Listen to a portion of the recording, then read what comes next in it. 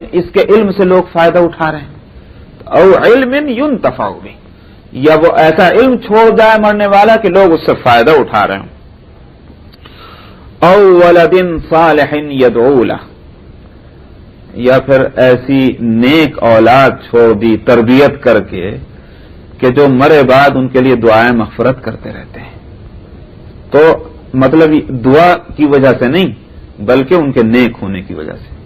خوب سمجھیے آپ، وہ تو دعا تو اس نیکی کا نتیجہ ہے، لیکن اصل جو اس کا یہ اجر ہے وہ تو اس کے نیک ہونے کی وجہ سے کہ اس نے تربیت کر کے اپنی اولاد کو نیک بنایا، اس کا یہ اثر ہے کہ ماں باپ کے حقوق کو پہچانتی ہے یہ اولاد۔ یہ نہیں کہ جب تک زندہ ہیں کھلا رہے پلا رہے، جب تک تو ابا ابا ہیں اور اماں اماں ہیں، اور جب مر گئے تو جانا تو گلنے جو سڑنے دو، نہیں، بلکہ مرے بعد بھی ان کے حقوق کو یاد کرنا اور حقوق کی ادائیگی کی فکر کرنا۔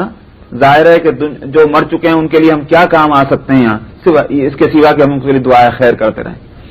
تو اصل میں تو یہ اس اولاد کی صالح ہونے کی بات ہے۔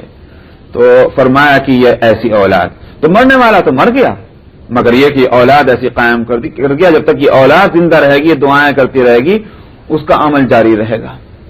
اور اگر یہ آگے کو بڑھ گیا مسئلہ کہ اس اولاد نے جو تربیت اپنے ماں باپ سے حاصل کی ہے اسی تربیت کے مطابق اپنے بچوں کو تیار کیجئے تو لیجئے پوتوں کا بھی ثواب ملتا رہے گا، ٹھیک ہے نہیں، جتنا بھی آگے چلے مسئلہ۔ تو تمام اعمال منقطع ہو جاتے ہیں مگر یہ 3 عمل جاری رہتے ہیں، مرنے کے بعد بھی اس کا ثواب اس میت کو پہنچتا رہتا۔ وعنہ قال قال رسول اللہ صلی اللہ علیہ وسلم من نفس عن مؤمن كربة من كرب الدنيا نفس الله عنه كربة من كرب يوم القيامة ومن يسر على معسر يسر الله عليه في الدنيا والآخرة ومن ستر مسلما ستره الله في الدنيا والآخرة والله في عون العبد ما كان العبد في عون أخيه ومن سلك طريقا يلتمس فيه علما سهل الله له به طريقا إلى الجنة وما اجتمع قوم في بيت من بيوت الله يتلون كتاب الله ويتدارسونه بينهم إلا نزلت عليهم سكينة أو نزلت وغشيتهم الرحمة وحفتهم الملائكة وذكرهم الله في من عنده ومن بطأ به عمله لم يسرع به نسبه رواہ مسلم۔ حضرت ابو ہریرہ کی یہ ایک دوسری حدیث ہے، کہتے ہیں کہ نبی کریم صلی اللہ علیہ وسلم نے فرمایا آپ کی تقریریں کیسی مختصر ہوتی تھی اور کتنی باتیں بڑی جاندار آپ فرماتے تھے مختصر لفظوں میں کہ آدمی ان کو اگر پلے باندھ لے تو زندگی کی کایا پلٹ جائے اور اس پہ تقریر کرنے بیٹھے تو سالوں گزر جائیں انہیں ایک چھوٹے سے چند جملوں کے اوپر۔ اتنے کام کی باتیں مختصر لفظوں میں نبی کریم صلی اللہ علیہ وسلم فرماتے تھے۔ آپ نے فرمایا کہ جس نے کسی مؤمن سے دنیا کی تکلیفوں میں سے کسی تکلیف کو دور کر دیا، قربۃ من قرب الدنیا، اللہ تعالی قیامت کی تکلیفوں میں سے تکلیفوں کو اس سے دور کر دے گا۔ دنیا میں مومن کے کام آؤ، مسلمان کے کام آؤ، اس کی تکلیفوں میں اس کی مدد کرو، قیامت میں اللہ تعالیٰ اس کی مدد فرمائیں گے، اس کو تکلیفوں سے بچائیں گے۔ ومن یسر علی معسر، اور جس نے کسی تنگ حال کو آسانی دی، پریشان حال تھا، تنگی میں گرفتار تھا، اس کی مدد کر کے اس کے لیے سہولت مہیا کر دی تو اللہ سبحانہ و تعالی اسے دنیا اور آخرت دونوں میں سہولت عطا فرمائیں گے۔ اور واقعی عجیب بات ہے، میں نے یہ دیکھا ہے اور شاید آپ بھی غور کریں تو آپ کو بھی یاد آ جائیں گے ایسے لوگ۔ دیکھا یہ ہے کہ جو دوسروں کے کام دنیا میں آتے ہیں، پتہ نہیں ان کے کام دنیا کے بھی کہاں سے غیب سے پورے ہوتے ہیں، کس طرح سے حل ہوتے ہیں۔ حالانکہ اس کے مقابلے میں عبادتیں خوب کرتے رہیے، لیکن اگر دنیا کے کام نہ آتا ہو، لوگوں کی مدد نہ کرتا ہو تو وہ نیک ہوگا، آخرت میں اس کو جگہ ملے گی، مگر اس کی زندگی کا وہ رخ ہوتا ہی نہیں کہ وہ آدمی اپنی نیکیوں کے ساتھ، عبادتوں کے ساتھ دوسرے لوگوں کی بھلائی بھی کر رہا ہے، تو اس کی زندگی کا بالکل الگ ایک طریقہ ہوتا ہے۔ اللہ تعالیٰ دنیا میں بھی اس کی مدد فرماتے ہیں اور آخرت میں بھی۔ وہ جو پتہ نہیں میں نے ایک واقعہ سنایا تھا ہوگا اور بھی جگہ سنایا تھا، غالباً تذکرۃ الاولیاء میں شاید لکھا ہے کس نے، خواجہ فرید الدین نے، کہ ایک بزرگ تھے، تھے وہ اپنا ملنگ، بالکل عبادت سے کام، نہ دنیا نہ دنیا داری. ایک روز اللہ سے دعا کی، اے اللہ میاں میں نے کبھی کوئی چیز تجھ سے نہیں مانگی، آج مانگتا ہوں اتنا مجھے مال دے دے تو میں بھی ذرا اپنے حالت کو بدل کے دیکھ لوں آخر کیا ہے ان سب چیزوں میں. تو وہ اللہ نے دے دیا. اب کیسے دیا اور کس طرح دیا یہ بحث تو ظاہر ہے کہ مشکل ہے بتلانا، بہرحال یہ کہ اللہ تعالیٰ نے دیا. اب وہ مال تو بہت سارا تھا، خوب اپنے شاپنگ کی، کپڑے لائے، یہ لائے وہ لائے، ساری چیزیں، مگر اس کے ساتھ کیا کیا، اعلان کرا دیا کہ بھائی اعلان کر دو کہ جو شہر میں سب لوگ آ جائیں کھانا کھانے کے واسطے، اور دیگیں چڑھا دی. خوب کھانے پک رہے ہیں اور آنے والے کھا رہے ہیں اور چل رہا ہے، دن بھر ایک لنگر ہے جو جاری. صبح سے شام تک کھانے والوں نے کھایا، نتیجہ اس کا ہوا شام کو وہ ساری چیزیں ختم، بالکل صاف ہو گئے جیسے پہلے تھے ویسے کے ویسے ہی. بدن پہ جو کپڑے پہلے تھے وہی پہن لیے آخر میں، اس لیے کہ سب کچھ جو کچھ کپڑے بھی لیے تھے وہ بھی سب تقسیم ہو چکے. اگلے دن پھر وہی سلسلہ، پھر جناب وہی لنگر چل رہا ہے، اور صبح سے شام تک ہزاروں آدمی آ کے کھائے جا رہے ہیں اور کپڑے لے جا رہے ہیں اور پیسے لے جا رہے ہیں. اچھا بھائی اب تو شہرت ہو گئی پورے شہر میں کہ بھائی فلانے آدمی کے یہاں تو یہ ہو رہا ہے. تیسرے دن پھر یہی عالم. اس وقت کے جو اولیاء اللہ تھے ان کو بھی پتا چلا کہ بھائی یہ کیا تماشا ہے، کہاں سے مل گیا یہ فتوحات کہاں سے ہوئی. ظاہر ہے کہ وہ اپنے انداز میں سوچنے والے، اس کا تو تصور ہی نہیں تھا کہ چوری کر کے لائے ہوں گے، ڈکیتی ڈال کے لائے ہوں گے، اس کا تو سوال ہی نہیں. سمجھ گئے کہ اللہ کی طرف سے کوئی بات ہے، کوئی دروازہ کھلا ہے. تو مراقب ہوئے اور پوچھا اللہ میاں سے، اللہ میاں کیا معاملہ ہے اس بندے کا، یہ کیا ہو رہا ہے، اس کی زندگی ایک تو وہ اور ایک ہی ہے. تو جواب ملا کہ اصل میں اس نے اپنی ضرورت کے واسطے ہم سے مانگا تھا، ہم نے دے دیا، مگر اس نے اپنی ضرورتوں کے بجائے ہماری مخلوق کی ضرورتوں میں اس کو خرچ کر دیا. اب ہم کو غیرت آتی ہے کہ ہم اس کو نہ دیں، اس لیے ہم بھی دیے جا رہے ہیں. تو روز اس کو اللہ میاں اتنا ہی دے رہے ہیں جتنا اس نے اپنے لیے مانگا تھا. تو اللہ نے جواب میں ملا کہ ہم کو غیرت آتی ہے کہ ایسے انسان کو نہ دینے میں کہ جو اپنے اوپر نہیں خرچ کرتا دوسروں پہ خرچ کر رہا ہے. اس نے تو اپنے واسطے ہم سے مانگا تھا. تو وہ سلسلہ چلتا رہا. تو اللہ کو یہ ادا جو ہے شاید بہت پسند آتی ہے. اسی واسطے نبی کریم صلی اللہ علیہ وسلم کے لیے لفظ جو جواد آتا ہے کہ بہت زیادہ بخشش دینے والے، بہت زیادہ لوگوں کے کام آنے والے. اور آپ کے لیے تو رمضان جب آتا تھا تو آپ کی حالت تو یاد کر ریح المرسلہ، جیسے چلتی ہوا ہے. تو اب ہوا جو ہے وہ تو فرق نہیں کرتی کہ مجھے لگے آپ کو نہ لگے اور آپ کو لگے ان کو نہ لگے، ہر ایک کو لگتی ہے. تو آپ کی سخاوت کا یہ حال تھا کہ کوئی آدمی رمضان میں اس سے محروم نہیں ہوتا تھا. اسی لیے کہ اللہ کو یہ ادا بہت پسند ہے. ومن ستر مسلما سترہ اللہ فی الدنیا والآخرہ، فرمایا کہ جس نے کسی مسلمان کی پردہ پوشی کی، اللہ میاں دنیا اور آخرت میں اس کی پردہ پوشی کریں گے. پردہ پوشی کا مطلب عیب چھپانا، دوسروں کے عیب نہیں کھولنے چاہیے جس سے کہ وہ بدنام ہو. ہاں اصلاح اگر مقصود ہے تو جذبہ دوسرا، غرض دوسری. مثال کے طور پر کسی نے کوئی غلط کام آپ کے سامنے کیا، آپ نے اس کے گارجین سے، اس کے پیرنٹ سے، اس کے ٹیچر سے جا کے بتا دیا کہ صاحب یہ جو ہے فلاں اس طرح کی بات کر رہا تھا. تو آپ کی غرض اس کو بدنام کرنا نہیں، بلکہ یہ ہے کہ یہ آئندہ یہ کام نہ کرے، اس کو تنبیہ ہو جائے. غرض یہ آپ کی دوسری، یہ درست ہے، جائز ہے، ایسا کرنا چاہیے. یا مثلاً کوئی آدمی بہت زیادہ نقصان پہنچانے والا ہے، ایک اجنبی آدمی جو ہے وہ نہیں جانتا، وہ اس سے معاملہ کر بیٹھے اور آخرکار نقصان اٹھا جائے. ایسی صورت میں اس کو نقصان سے بچانے کے لیے کہہ سکتے ہو کہ بھئی اس آدمی سے ذرا ہوشیار رہے نا، اس لیے کہ اس کے معاملات ٹھیک نہیں. تو معلوم ہوا کہ آپ اس کو بدنام نہیں کرنا چاہ رہے بلکہ اس کو اس کے نقصان سے بچانا چاہ رہے. یہ بھی درست. اس لیے پردہ اٹھانا تاکہ یہ بدنام ہو جائے، یہ غرض غلط ہے. جو دنیا میں کسی کی پردہ پوشی کرے گا تو اللہ تعالی دنیا اور آخرت میں اس کی پردہ پوشی کریں گے. کون ہے جس سے گناہ نہ ہوتے ہیں؟ اللہ میاں پردہ ڈالتے ہیں تو گناہ چھپے رہ جاتے ہیں. ورنہ अल्लाह मियां को तो उठाना आता है पर्दे का।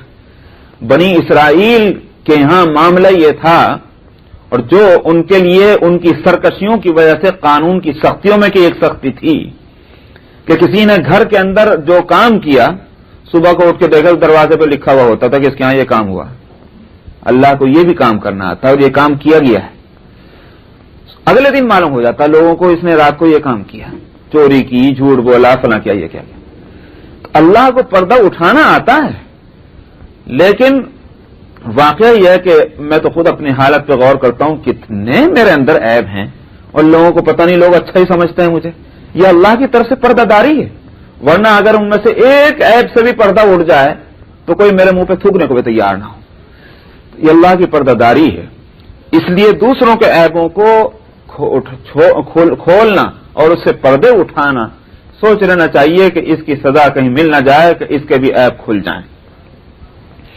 वल्लाहु फी औनि अल-अब्द मा कान अल-अब्द फी औनि अखीह, और फरमाया कि अल्लाह मियां भी बंदे की मदद में उस वक्त तक रहते हैं जब तक ये बंदा दूसरे बंदे की मदद में लगा रहता है।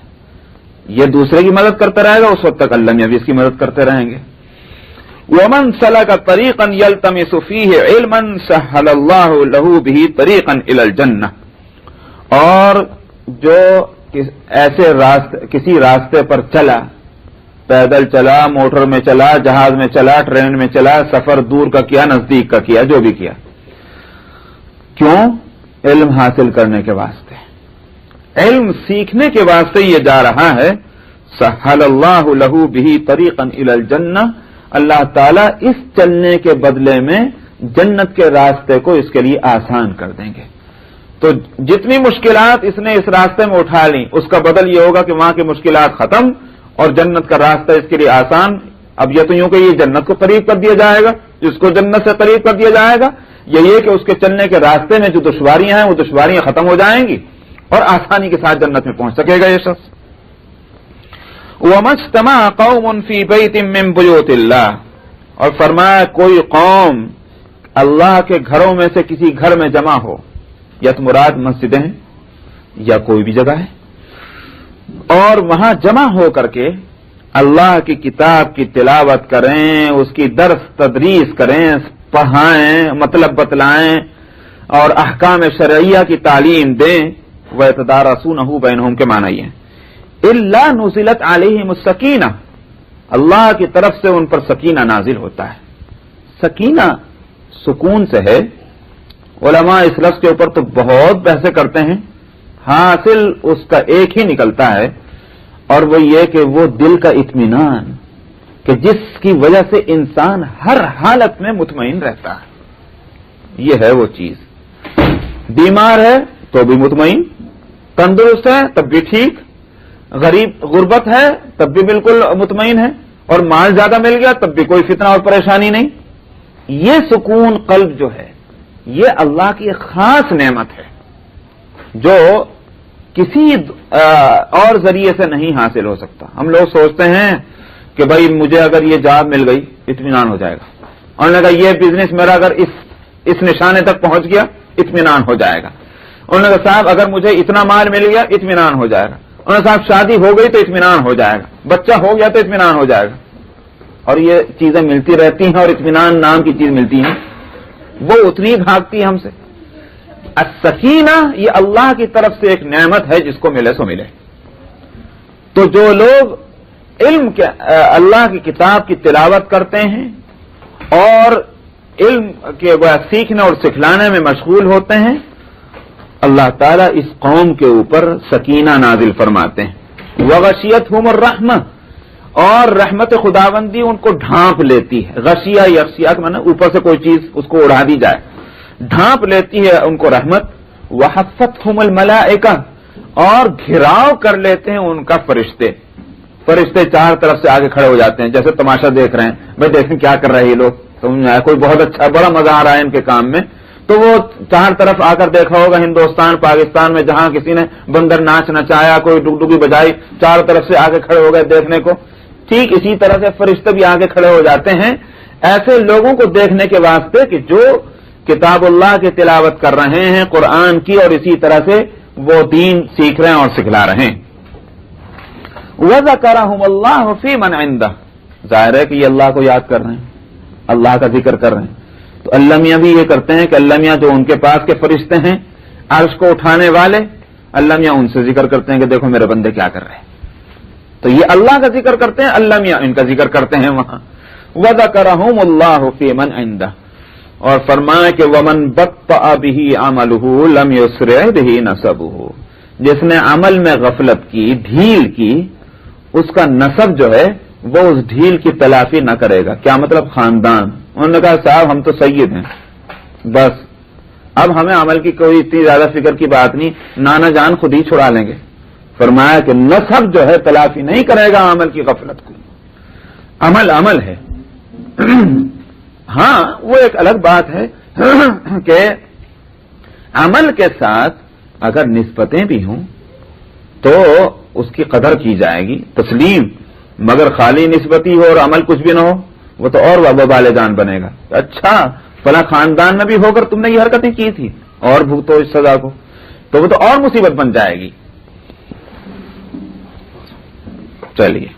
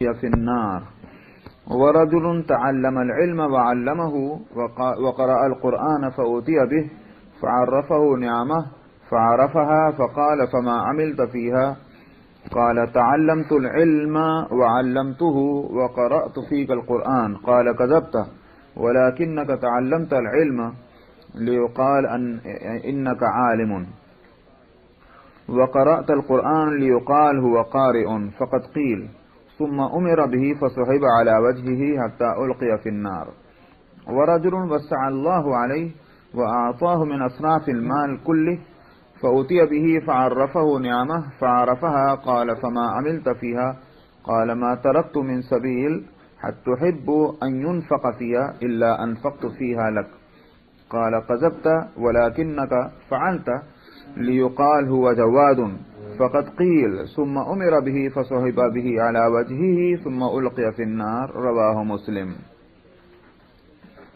کتاب العلم چل رہی ہے جہاں علم دین اور علم دین حاصل کرنے والوں کی فضیلت بتلائی گئی ہے گزشتہ حدیث میں، وہیں اس سلسلے میں اس حدیث کے ذریعے سے یہ بھی بتلایا جا رہا ہے کہ علم دین چونکہ ایک بڑی اہم چیز ہے، لہذا اس کو بھی اس واسطے حاصل کیا جانا چاہیے اور اس کی اشاعت، تعلیم اور تعلم، سیکھنا اور سکھلانا اس لیے ہونا چاہیے کہ اس سے اللہ تعالی راضی ہوتے ہیں۔ یہ اپنا دین کا فرض ہے جس کو ہم ادا کر رہے ہیں۔ دنیاوی کوئی غرض اس سے نہیں ہونی چاہیے۔ دنیاوی غرض اگر اس سے وابستہ کی گئی اور اسی کی وجہ سے یہ دین کا علم سیکھا اور سکھلایا گیا تو پھر یہ سارا عمل برباد ہو کر اوپر سے مصیبتیں مسلط ہوں گی۔ اسی کو یہاں بتلایا جا رہا ہے کہ حضرت ابو ہریرہ رضی اللہ عنہ اس حدیث کے راوی ہیں، وہ کہتے ہیں کہ نبی کریم صلی اللہ علیہ وسلم نے فرمایا کہ قیامت کے دن جن لوگوں کا سب سے پہلے فیصلہ ہوگا وہ ایک آدمی ہوگا کہ جو اللہ کے راستے میں شہید کیا گیا، تو اس کو لایا جائے گا اور اللہ تعالیٰ اس پر اپنی نعمتیں جو دنیا میں کر چکے ہیں وہ اس کو وہاں بتلائیں گے. ہم نے تجھے یہ نعمت دی، ہم نے تجھے یہ نعمت دی تھی، ہم نے تجھے اس طرح سے اپنی مہربانیوں سے نوازا تھا، تو نے ان ساری نعمتوں کے بدلے میں کیا کیا؟ تو فَأُتِيَ بِهِ فَعَرَّفَهُ، اس کو نعمتہ اللہ تعالیٰ اپنی نعمتیں اس کو پہچنوائیں گے، وہ ان سب کو یاد کر لے گا. ہاں یہ نعمت بھی تھی، یہ بھی تھی، یہ بھی تھی، سب یاد آئے گا اس کو. اللہ تعالیٰ پوچھیں گے تو نے ان میں کیا کیا؟ وہ کہے گا کہ میں نے آپ کے محبت میں، آپ کے واسطے، آپ کے دین کے لیے میں نے قتال کیا، جہاد کیا، یہاں تک کہ میں خود ہی شہید ہو گیا. میں تو جان دے چکا ہوں آپ کے راستے میں. تو تندرستی تھی، صحت تھی، جوانی تھی، یہ ساری نعمتیں ہیں اللہ کی. زندگی اللہ کی نعمت، اس کے ساتھ ہاتھ پاؤں کا صحیح ہونا اللہ کی نعمت، تندرستی اور جوانی اللہ کی نعمتیں. فرمائیں گے یہ سب نعمتیں تھی کہ ہاں تھیں، یاد آ گیا. کیا کیا تم نے؟ کہے گا میں نے تو ان سب کو تیرے راستے میں خرچ کیا، یہاں تک کہ میں شہید ہو گیا. اللہ تعالیٰ فرمائیں گے جھوٹ بولتا، کذبتا، لیکن تو نے اس لیے قتال کیا تاکہ لوگ یوں کہیں بڑا بہادر ہے، بہت بہادری سے لڑا ہے صاحب. تو بہادر کہیں اس لیے جیداری کے ساتھ تو لڑ رہا تھا، ورنہ اگر گھر بیٹھا رہ جاتا جس وقت کے لوگ لڑ رہے تھے اس وقت تو گھر بیٹھتا تو لوگ تجھے کیا کہتے؟ ظاہر ہے کہ لوگ یہ کہتے کہ یہ تو بہت ڈرپوک ہے، لوگ اس کو کہتے کہ بزدل ہے. یہ الزام نہیں لینا چاہتا تھا، اس بات سے تو نکلا گھر سے باہر اور جہاد میں شریک ہوا اور شہید بھی ہو گیا. اب ظاہر ہے کہ دل کی بات یا تو دل والا جانے یا جس نے دل پیدا کیا وہ جانے، تیسرا تو کوئی نہیں جانتا. اب جس نے دلوں کو پیدا کیا ہے اس نے بتلا دیا بھید کہ تیرے دل میں یہ تھا. اب خود دل والا بھی جانتا ہے اس بات کو کہ واقعی میرے دل میں یہ تھا، خاموش. ثم امر به فصحب على وجهه، تو فرماتے ہیں کہ اس کو منہ کے بل گھسیٹنے کا حکم دیا جائے گا. گھسیٹو، اس کی ٹانگیں پکڑ کے اوندھی کر کے اس کو اوندا کر کے اس کو اور ٹانگیں پکڑ کے اسے کھینچنا شروع کرو. کھینچ کر اس کو لے جایا جائے گا یہاں تک کہ جہنم میں اس کو ڈال دیں گے. دنیا میں تو دیکھنے کے اعتبار سے اس کی زندگی ایسی ہوئی کہ صاحب یہ شہید ہوا راہ دین میں، لیکن جا رہا ہے جہنم میں. ایک آدمی تو یہ ہوگا. دوسرا آدمی وہ کہ جس نے علم سیکھا اور اسی علم کو سکھلایا، قرآن شریف پڑھتا رہا زندگی میں. فَأُتِيَ بِهِ فَعَرَّفَهُ نِعَمَهُ فَعَرَفَهَا، اس کو لایا جائے گا. اللہ تعالیٰ اپنی نعمتیں اس کے سامنے رکھیں گے. میں نے تجھے زندگی دی تھی، میں نے تجھے تندرستی دی تھی، صحت دی تھی، تو نے اس کا کیا کیا؟ انہوں نے کہا جی میں تو علم سیکھا اور میں نے علم سکھلایا، میں نے قرآن پڑھا، قرآن پڑھایا، یہ سارے کام تو میں نے کیے اس زندگی میں. تو وہی بات کہ دل میں کیا تھا اس کو تو اللہ ہی جانتا ہے، اور یہ وہ آدمی جانتا ہے. اللہ تعالیٰ فرمائیں گے کہ تو نے جھوٹ بولا لیکن تو نے علم اس لیے سیکھا تاکہ لوگ تجھے عالم کہیں، قرآن اس لیے پڑھا تاکہ لوگ تجھے قاری کہیں، سو تجھے کہہ دیا گیا. دنیا میں تجھے لوگوں نے عالم بھی کہا اور تجھے قاری بھی کہا. تیری خوب تعریف دنیا میں ہو گئی ہے، جو تیرا مطلب تھا وہ تجھے حاصل ہو چکا دنیا میں، لیکن میرے واسطے تو نے کیا کیا؟ اب خاموش. ثم امر به فصحب على وجهه حتى القي في النار، حکم دیا جائے گا اوندھا کر کے منہ کے بل گھسیٹو اس کو، اور اسی طرح سے اس کو لے جا کر جہنم میں ڈالا جائے گا. تیسرا آدمی کون ہوگا؟ ورجل وسع الله عليه واعطاه من اصناف المال كله، تیسرا آدمی وہ ہوگا کہ جس کو اللہ تعالیٰ نے ہر طرح کا مال اور دولت اس کو عطا فرمایا تھا. دنیا میں فراغت تھی، خوشحالی تھی. اللہ تعالیٰ اس کو اپنی نعمتیں بتلائیں گے، دیکھ میں نے تجھے دنیا میں یہ دیا، یہ دیا، یہ دیا. بہت سے میرے بندے وہ تھے کہ جن کو وقت پہ کھانے کو نہیں ملتا تھا، پہننے کو نہیں ملتا تھا، گھر نہیں تھا ان کے پاس، ان کی ضرورتیں اٹکی رہتی تھی. تیرے پاس اتنا مال تھا میرا دیا ہوا یہ سب تھا, کیا کیا تو نے؟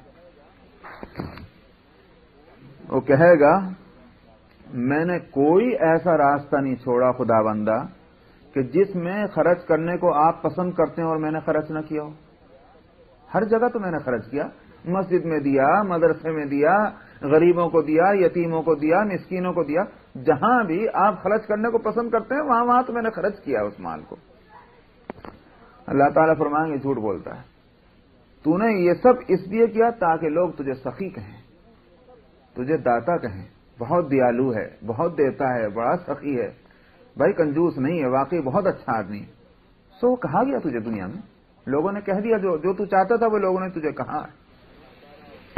خاموش. اللہ تعالیٰ اس کے لیے بھی حکم دیں گے, اس کو منہ کے بل گھسیٹ لے جاؤ, جہنم میں ڈال دیا جائے گا. تو معلوم ہوا کہ 3 ہی طرح کی نعمتیں دنیا میں ہیں, تندرستی, مال, علم. تینوں نعمتوں کے بدلے میں وہاں یہ گویا اس کو سزا ملے گی. کیوں؟ اس لیے کہ یہ 3 نعمتوں میں اللہ کا حق ادا نہیں ہوا. یہ ساری چیزیں اللہ کے واسطے ہونے کی تھیں. مال اللہ کے لیے خرچ کرنے کا تھا. اسی واسطے جو حدیث میں فرمایا گیا کہ بہترین صدقہ وہ ہے کہ ایک ہاتھ سے دے تو دوسرے ہاتھ کو پتہ نہ چلے. یعنی مطلب انتہائی اخفا ہو, چھپانا. وجہ اس کی یہ کہ اس میں دکھلاوا اگر کہیں شامل ہو گیا, کوئی اور جذبہ اللہ کی رضا کے علاوہ اگر شامل ہوا تو ظاہر ہے کہ وہ اس کا اخلاص ختم تو اس کی جان نکل گئی. عمل کی جان نکل گئی تو اس خالی اس باڈی کو, اس ڈھانچ کو لے کر کیا کریں گے؟ تو اخلاص ضروری ہے. وعن عبداللہ ابن عمر قال قال رسول اللہ صلی اللہ علیہ وسلم ان اللہ لا يقبض العلم انتزاعا ينتزعه من العباد ولكن يقبض العلم بقبض العلماء حتى اذا لم يبقى عالما اتخذ الناس رؤوسا جهالا فسئلوا فافتوا بغير علم فضلوا واضلوا. حضرت عبداللہ ابن عمر رضی اللہ عنہما کہتے ہیں کہ نبی کریم صلی اللہ علیہ وسلم نے فرمایا اللہ تعالی بندوں کے اندر سے علم کو کھینچ کر نہیں نکال لے گا. بھائی ہر زمانے میں آپ دیکھتے ہیں نا, کبھی تو علم کا چرچا ہے, کبھی آپ دیکھتے ہیں جہالت زیادہ ہو گئی. تو اللہ میاں نے کوئی علم کو سینوں میں تھوڑی کھینچا ہے کہ جاہل ہو گئے وہ. اس کی صورت کیا ہے؟ جہالت کے پھیل جانے کی. فرمایا کہ ولیکن یقبض العلم بقبض العلماء, اللہ تعالیٰ علم کو روک لیتے ہیں علماء کو اٹھا کر. علماء موجود تھے, وہ اٹھتے چلے گئے, لیکن مزید علماء تیار ہونے بند ہو گئے. یہ نہیں تھا کہ علم سینوں میں موجود تھا اس کو کھینچ لیا اللہ نے. حالانکہ ایسا کر سکتے ہیں اللہ تعالیٰ, ایسا بھی ہو سکتا ہے, ممکن ہے اللہ کے لیے, مگر وہ اس طرح نہیں, علماء کو اٹھا دیتے ہیں. حتی اذا لم یبقى عالما, یہاں تک کہ جب ایک بھی عالم نہیں رہتا تو لوگ اپنے سردار کس کو بنا لیتے ہیں؟ جاہلوں کو. وہی فتوے دیتے ہیں, ان سے پوچھا جاتا ہے فتوے, انہی سے پوچھے جاتے ہیں. یہ نہیں پوچھتے کہ بھئی تمہارے پاس کوئی ڈگری بھی ہے, تم نے کہیں پڑھا بھی ہے کہ نہیں پڑھا ہے. ظاہر ہے کہ علاج کرانے کے واسطے پوچھتے ہیں کہ بھئی ڈاکٹر بھی ہے کہ نہیں. اسی طرح سے قانونی مشورہ لینے کے واسطے پوچھتے ہیں بھئی اٹرنی بھی ہے کہ نہیں. لیکن فتویٰ لینے کے واسطے کوئی ضرورت نہیں ہے. تو وہی بات ہوئی. فرماتے ہیں کہ اتخذ الناس رؤوسا جہالا, اب دین کی سرداری اللہ کس کو دے دیتے ہیں؟ وہ لوگ جاہلوں کو. انہی سے فتوے پوچھے جاتے ہیں اور وہ بغیر علم کے فتوے دیتے ہیں, خود بھی گمراہ ہوتے ہیں, دوسروں کو بھی گمراہ کرتے ہیں. فضلوا واضلوا, یہ ہے وہ صورت علم کے اٹھ جانے کی. معلوم ہوا کہ لوگ راضی ہو گئے جہالت پر, ورنہ لوگ اگر راضی نہ رہتے جہالت پر تو پھر وہ کوشش کرتے کہ بھئی ہمیں فتوے کے سلسلے میں ہم کو ضرورت ہے عالم کی, ہم میں عالم نہیں, بھئی کہیں سے بھی لاؤ, عالم کو لے کر آؤ. نہیں آتا ہم عالم کے پاس جائیں گے, لیکن فتویٰ ہم کو صحیح ملنا چاہیے. طلب ہے موجود تو اللہ تعالیٰ کوئی نہ کوئی انتظام فرما دیتے ہیں. طلب ہی اگر اس چیز کی نہ رہے, اللہ کو کیا پڑی ہے کہ بے طلب انسانوں کو دیا کریں. اللہ تعالیٰ کا نظام انسانوں کے واسطے یہ ہے کہ انسانوں کو جس چیز کی ضرورت ہے، یاد رکھیے، خوب اچھی طرح یاد رکھ لیجیے، آج ایک بہت نقطے کی بات بتلاتا ہوں. جس جگہ کے انسان جس چیز کے طلبگار ہو جاتے ہیں، یاد رکھیے، چاہے وہ چیز حلال ہو چاہے حرام ہو، چاہے وہ اچھی ہو چاہے بری ہو، لوگ جس چیز کے طلبگار ہوتے ہیں اللہ تعالیٰ اس جگہ کے لوگوں کو وہی چیز دیتے ہیں، وہی چیز ملنے لگ جاتی ہے. اور جس چیز کے طلبگار نہیں رہتے اللہ تعالیٰ اس چیز کو کم کر دیتے ہیں اس علاقے سے. یہ بالکل نقطے کی بات آپ یاد رکھ لیں. تو اب جب یہاں صورت یہ ہے علم دین کے طلبگار نہ رہے، عالموں کے طلبگار نہ رہے اور جاہلوں سے فتویٰ لینا شروع کر دیا، تو اللہ کو کیا پڑی کہ اس سرزمین کے اندر عالم بنائے، علم اٹھ گیا. اس طرح سے علم اٹھتا ہے، نتیجہ اس کا یہ گمراہیاں پھیلتی ہیں. اب مثال کے طور پر ایک تھوڑی دیر کے لیے مان لیجیے، آپ اسٹوروں میں بھی اگر جائیں، آپ کو اسٹوروں میں کون سی چیزیں زیادہ ملتی ہیں؟ ظاہر ہے کہ وہی چیزیں آپ کو اسٹور میں ملیں گی جس کی آپ کو ضرورت ہے، لیکن جس چیز کی آپ کو ضرورت نہیں، آج نظر آئیں گے کل کو وہ ختم. معلوم ہے کہ لوگ جو ہیں خرچ کرنے والے، استعمال کرنے والے، ان کی ڈیمانڈ نہیں ہے، وہ ایک دو دن نظر آتی ہے اسٹوروں کے اندر، اس کے بعد ختم ہو جاتی. تو جو صورت دنیا میں ہے اللہ کے یہاں بھی یہ نظام ہے.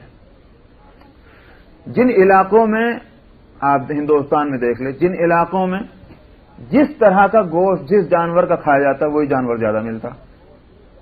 ہمارے علاقے میں ایک زمانے میں 47 سے پہلے گائے کا گوشت زیادہ کھایا جاتا تھا اتر پردیش میں. اوہو، اتنی گائے اور اتنی سستی ملا کرتی تھی، ہمارے بچپن میں یاد ہے ہم کو، بہت سستی اور بڑی کثرت سے گائے. اور یہ جو بھینسیں ہیں تو بھینس تو بس دودھ والوں کے یہاں مل گئی، اس کو مل گئی، ورنہ تو بھینس اور بھینس کے بچے تو نظر ہی نہیں آتے تھے. بکرے ہمارے علاقے میں بہت کم، کیونکہ بکرے کا گوشت کم استعمال ہوتا تھا. اب اس کے بعد جب گاؤں کسی پر لگی پابندی اور اس کے نتیجے میں گائے کا کھانا ختم ہوا تو اب گائے ڈھونڈے سے نہیں ملتی. اب جس چیز کا گوشت وہاں کھانے لگے وہی کثرت سے وہاں ملتی.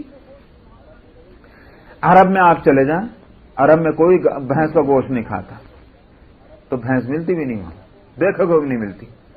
ایک زمانہ وہ تھا کہ حجاز کے اندر، عرب کے اندر اونٹ کس کثرت سے تھے، مگر اب جا کر آپ دیکھتے ہیں حج کو جانے والے کہیں نظر آتے ہیں، انہیں جدہ میں نظر آتے ہیں، مکے میں نظر آتے ہیں، راستے میں کہیں نظر آتے ہیں، نہیں، ختم ہو گیا. اس لیے کہ اب لوگ کاروں میں دوڑنے لگے، موٹروں میں دوڑنے لگے. اللہ میاں نے کاریں دے دی، موٹر دے دی، دنیا جہاں کی کاریں وہاں نظر آئیں گی، لیکن نہیں نظر آئے گا تو خود وہاں کا وہ جانور نہیں نظر آئے گا کہ جو اس علاقے کی خاص چیز تھی. اس لیے کہ اب اس کی ضرورت نہیں رہی لوگوں کو. تو جس چیز کی لوگوں کو ضرورت رہتی ہے، لوگ جس چیز کے تعلق سے اپنی ضرورت مندی کا اظہار کرتے ہیں اللہ تعالیٰ وہی چیز دیتے ہیں. تو میں اس بات کو بڑے کھول کر اس لیے بیان کر رہا ہوں کہ لوگ یوں کہتے ہیں فلانی چیز جو ہے وہ ہے تو حلال، فلانی چیز ہے تو حرام، مگر کیا کریں حلال تو ملتی نہیں. بھئی آج نہیں ملتی، کبھی بھی نہیں ملے گی اگر تم اسی طرح کرتے رہو گے. آج نہیں مل رہی، اپنی ضرورت مندی کا اظہار کرو.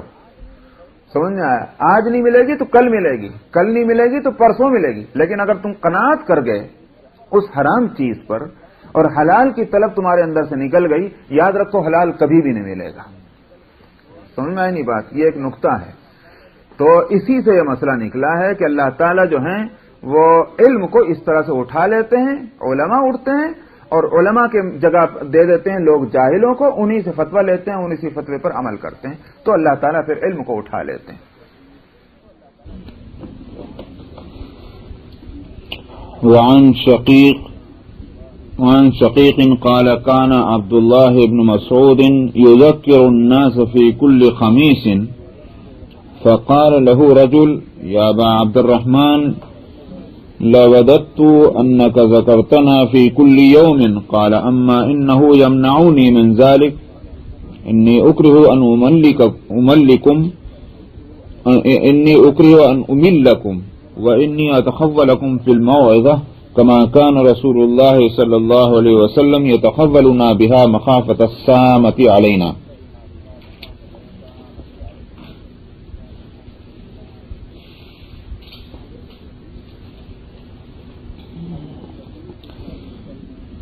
حضرت شقیق ابن ابی سلمہ رضی اللہ عنہ کہتے ہیں کہ عبداللہ ابن مسعود رضی اللہ عنہ لوگوں کو ہر جمعرات کو وعظ کہا کرتے تھے، لوگوں میں نصیحت کیا کرتے تھے، وعظ فرماتے تھے۔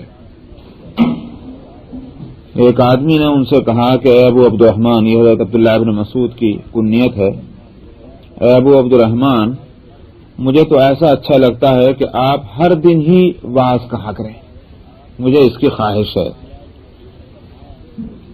عبداللہ ابن مسعود نے فرمایا کہ مجھے اس میں رکاوٹ ہے ایسا کرنے میں کہ ہر دن میں نصیحت کروں، ہر دن وعظ کہوں، کیونکہ میں ناپسند کرتا ہوں کہ تمہاری طبیعت بھر جائے اور تم پر روز روز کا وعظ گرانی کا باعث بنے، بوجھ معلوم ہو، تو اس بات کو میں ناپسند کرتا ہوں۔ طلب ہو، توجہ مکمل ہو، ایسی صورت میں کی ہوئی نصیحت کا فائدہ ہوتا ہے، اور اگر طبیعت پر گرانی ہے تو اب ظاہر ہے کہ کتنی بھی عمدہ تقریر ہو، کتنا بھی عمدہ وعظ ہو، اثر ہی نہیں ہوگا۔ پیاس کی حالت میں پانی کا مزہ ہے، بھوک کی حالت میں کھانے کا مزہ ہے، اور بھوک نہ ہو تو اعلیٰ سے اعلیٰ کھانا رکھ دیجئے، مزہ ہی نہیں آئے گا۔ پیاس نہ ہو بالکل اور نہایت ٹھنڈا اور ذائقہ دار پانی پلائیے، مزہ نہیں آئے گا۔ ٹھیک اسی طرح سے دین کی باتیں اور علم اور معرفت کی باتیں جبھی اثر انداز ہوتی ہیں کہ جب سننے والوں میں شوق ہو اور طلب ہو، اور بے شوقی کا عالم ہو تو اس سے کوئی فائدہ نہیں۔ تو حضرت عبداللہ بن مسعود رضی اللہ عنہ نے اسی لیے روز کے وعظ کی فرمائش کو رد کر دیا اور فرمایا کہ بس میرا عمل جو ہے ہفتے میں ایک دن کا وہی ٹھیک ہے، اور میں نصیحت کے سلسلے میں تمہارا لحاظ اور تمہاری رعایت کرتا ہوں، جیسا کہ نبی کریم صلی اللہ علیہ وسلم ہماری رعایت فرمایا کرتے تھے، کہیں ایسا نہ ہو کہ ہمارے اوپر بدبختی کا سایہ پڑ جائے۔ اس لیے کہ وعظ ہو، نصیحت ہو، علم اور معرفت کی باتیں ہوں اور فائدہ نہ اٹھائیں، یہ تو اور مصیبت ہے، سننے والوں کے لیے مصیبت بن جائے گی۔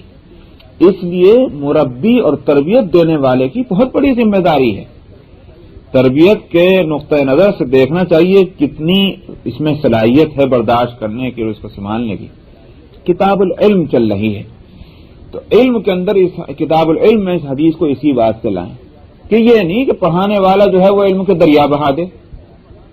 اب اگر سننے والے میں صلاحیت نہیں ہے اس کو قبول کرنے کی تو ایسی حالت ہو جائے گی کہ جیسے دونگڑا پڑا، بارش ہوئی خوب، اور کیا ہوا؟ اگر پتھریلی زمین ہے تو پانی بہہ جائے گا، ٹھہرے گا نہیں۔ دیکھنا یہ ہے کہ زمین میں کتنی صلاحیت ہے، لوگوں میں کتنی صلاحیت ہے بات کو سمجھنے کی۔ جتنی بات وہ سمجھ سکتے ہیں اتنی بات بتلاؤ، اور محض یہ کہ آپ نے علم اور معرفت اور تحقیق خوب پیش کر دی، نتیجہ اس کا یہ ہوا کہ لوگوں کو اس سے کوئی فائدہ نہیں ہوا۔ اسی لیے بزرگوں کو دیکھا، اور میں نے خاص طور پر حضرت مولانا تھانوی رحمۃ اللہ علیہ کے مواعظ میں نے دیکھے ہیں، واعظ ان کے جو چھپے ہوئے ہیں، تو میں ان کو دیکھتا تھا کہ معلوم یہ ہوتا تھا کہ واقعی پوری نظر ہے مجمع کے اوپر کہ مجمع میں کتنی صلاحیت ہے اور مجمع کتنی بات سے مطمئن ہوا ہے۔ پوری نظر اس پر رہتی تھی۔ ان کے واعظ جو میں نے پڑھے ہیں اس سے اندازہ ہوتا ہے کہ جو دلیلیں بات کے سمجھانے کے لیے لا رہے ہیں وہ کس حد تک لا رہے ہیں، کس درجے کی لا رہے ہیں دلیلیں۔ اس سے اعلیٰ درجے کی دلیلیں ہو سکتی تھی، چھوڑ رہے ہیں بعض دفعہ، اور بھی دلائل دیے جا سکتے تھے مگر مختصر لا رہے ہیں۔ کیوں؟ معلوم ہوا کہ مجمع پر ان کی نظر ہے کہ مجمع میں بات کو سمجھانا ہے، جتنی بات سے ان کے میرا مقصد سمجھ میں آ جائے اتنی ہی بات بتلانی، زیادہ نہیں، وقت ضائع نہیں کرنا۔ تو یہ تربیت کرنے والوں کی بڑی ذمہ داری ہے۔ تو علم کے اندر اسی بات، کتاب العلم میں اس حدیث کو اسی لیے لایا۔ وعن انس قال كان النبي صلى الله عليه وسلم اذا تكلم بكلمه اعادها ثلاثا حتى تفهم عنه واذا اتى على قوم سلم عليهم ثلاثا رواه البخاری۔ حضرت انس رضی اللہ عنہ سے روایت ہے کہ نبی کریم صلی اللہ علیہ وسلم کہ عادت شریفہ یہ تھی کہ جب آپ کوئی بات فرماتے تو اس بات کو 3 دفعہ کہتے ہیں تاکہ اچھی طرح سمجھ لیا جائے، اور اسی طرح سے جب کسی قوم پر کسی جماعت پر آپ پہنچتے تو 3 دفعہ سلام کہتے، شاید پہلی دفعہ نہ سنا ہو، دوسری دفعہ نہ سنا ہو، تیسری دفعہ تو سن ہی لیں گے۔ تو یہاں اس حدیث کو بھی کتاب العلم میں اس لیے لائے کہ اگر سمجھنے والے نہیں سمجھ رہے ہیں تو آپ کے بیان کرنے کا فائدہ کیا ہوا؟ الفاظ بھی سادہ ہونے چاہیے اور رفتار بولنے کی ایسی ہونی چاہیے کہ لوگ سمجھ سکیں۔ اسی طرح سے اگر بات کوئی مشکل ہے تو اس کو اور زیادہ کھول کر بیان کرنا چاہیے، 2 3 دفعہ دوہرا کر بیان کرو تاکہ سمجھنے والے اچھی طرح اس بات کو سمجھ جائیں۔ یہ نہیں کہ اپنا ہم نے فرض ادا کر دیا، ڈیوٹی ادا ہو گئی ہے اور ہم نے اپنی تقریر کر دی، اب سمجھو کہ نہ سمجھو۔ کتاب العلم میں اس حدیث کو اسی لیے لائے کیونکہ علم کے پڑھانے کے آداب کیا ہیں وہ بھی تو بتلانا چاہیے۔ خالی سیکھنے والوں کو ادب بتلاتے رہیں، سکھلانے والوں کو کوئی ادب نہ ہو تو مشکل ہو جائے گی۔ میں جب تک یہ حدیث نہیں دیکھی تھی تو میرے استاد مجھے ان سے گویا کو یہ سیکھنے کا براہ راست شرف حاصل نہیں ہو سکا، اس لیے کہ وہ پاکستان چلے گئے تھے۔ حضرت مولانا ادریس صاحب کاندھلوی رحمۃ اللہ علیہ میرے والد کے استادوں میں تھے، مگر میں نے زیارت ضرور کی ان کی۔ میں دیکھتا تھا جب سلام کریں السلام علیکم السلام علیکم السلام علیکم، کیوں اتنی مرتبہ سلام کرتے ہیں؟ بعد میں جو اس حدیث پر نظر پڑی، اوہو یہ حدیث ہے ان کے سامنے، اس لیے 3 مرتبہ سلام کرتے ہیں۔ جب کوئی بات کہیں 3 دفعہ کہیں اور سلام بھی کریں تو 3 دفعہ سلام کریں، چاہے ضرورت ہوگا۔ حدیث پر عمل کا جذبہ اپنے بزرگوں میں جتنا دیکھنے میں آیا ہے اس کی مثال نہیں ملتی واقعی۔ تو یہ حدیث ہے نا کہ بہت سے لوگ ہیں، بہت سے علماء ہیں کہ جو اس پر عمل نہیں کرتے، ضرورت نہیں سمجھتے۔ منشا تو ضرورت ہے کہ ضرورت ہے تو عمل، لیکن جن لوگوں میں سنت پر عمل کا جذبہ زیادہ ہوتا ہے ان کی یہ ایک عادت ہے۔ اللہ تعالیٰ ان کو جزائے خیر دی مغفرت فرمائے۔ وعن ابی مسعود الانصاری قال جاء رجل الى النبي صلى الله عليه وسلم فقال انه ابدع بي فاحملني فقال ما عندي فقال رجل يا رسول الله انا ادله على من يحمله فقال رسول الله صلى الله عليه وسلم من دل على خير فله مثل اجر فاعله۔ حضرت ابو مسعود انصاری رضی اللہ عنہ کہتے ہیں کہ نبی کریم صلی اللہ علیہ وسلم کے پاس ایک شخص آیا اور اس نے کہا کہ یا رسول اللہ میں تھکا ہوا ہوں، مجھے میں چلنے کی طاقت نہیں ہے، سواری میرے پاس نہیں، مجھے سواری دے دیجیے، فاحملنی میرے سواری کا انتظام کیجیے۔ آپ نے فرمایا کہ میرے پاس تو ہے نہیں۔ تو ایک آدمی جو آپ کی خدمت میں حاضر تھا اس نے کہا یا رسول اللہ میں اس کو ایک ایسا آدمی بتلا دوں جو اس کو سواری دے دے۔ آپ نے فرمایا کہ جس نے کسی اچھی بات کی رہنمائی کی کسی کو تو اس کو ثواب اتنا ہی ملے گا جتنا اچھائی کرنے والے کا۔ تو اس حدیث کو یہاں اس لیے لائے مصنف کہ علم کے سکھلانے کی فضیلت معلوم ہو۔ جب ہر اچھی بات کے بتلانے کا ثواب اتنا ہے کہ جتنا خود اچھائی کرنا، تو علم جو ہے علم خود اچھی چیز ہے۔ ظاہر ہے کہ علم کی غرض کیا ہے؟ اچھی باتیں لوگوں کو معلوم ہو۔ مان لیجئے تھوڑی دیر کے لیے کہ خود علم والا جو ہے اس کا عمل نہیں ہو اس پر، اگرچہ اس کے حق میں یہ برا ہے، ہونا یہ چاہیے تھا کہ جو علم سکھلا رہا ہے، جو علم پہنچا رہا ہے وہ خود بھی عمل کرے، لیکن بالفرض اگر وہ عمل نہیں کر پا رہا تو اس عمل کے نہ کرنے کا تو گناہ ہوگا، لیکن اس کی وجہ سے علم کو نہ روکے، علم دوسروں تک پہنچا دے، علم کے پہنچانے کا تو ثواب ملے گا، اس لیے کہ دوسروں کو عمل کی توفیق ہو سکتی ہے۔ خوب سمجھ میں نہیں بات یہ، تو خود عمل کرنا چاہیے تھا اس کو، بے شک عمل اگر نے نہیں کیا یہ اس کا گناہ ہے، لیکن اس کی وجہ سے علم کو بھی روک دے تو ایک گناہ کی وجہ سے دوسرا گناہ اور مول لینا یہ غلط ہے۔ علم پہنچاؤ دوسروں تک، دوسرے اگر عمل کر لیں گے اس پر، اس کا تو ثواب ہوگا، اسے کم سے کم اپنے عمل کے چھوڑنے کا گناہ ہوگا۔ تو اس لیے اس حدیث کو یہاں لائے ہیں، تو جن کے پاس بھی جو علم ہے وہ دوسروں تک اس امانت کو پہنچائیں۔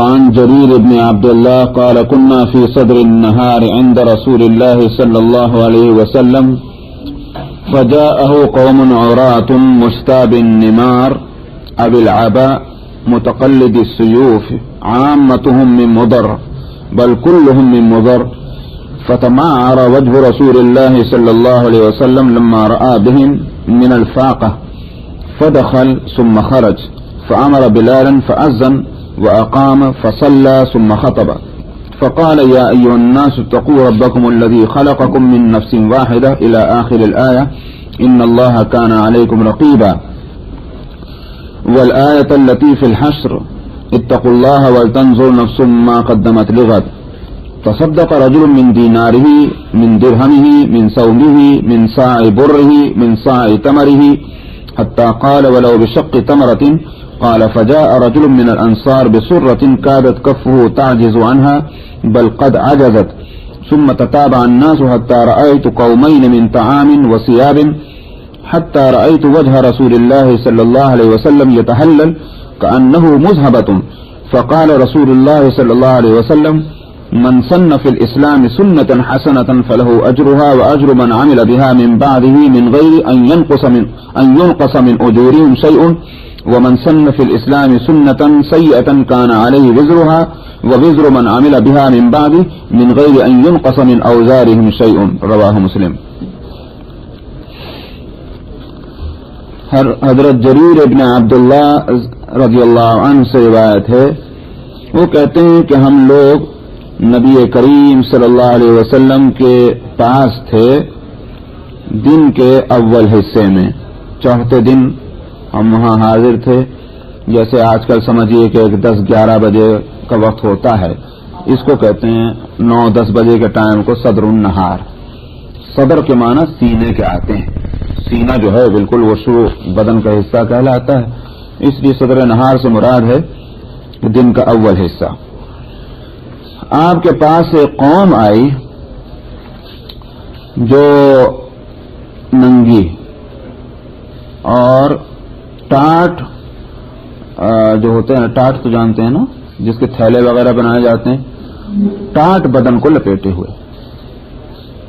تو کپڑے ان کے بدن پر نہیں تھے، ٹاٹ لپیٹے ہوئے تھے بدن کو، اور تلواریں ان کی لٹکی ہوئی تھیں گلے میں.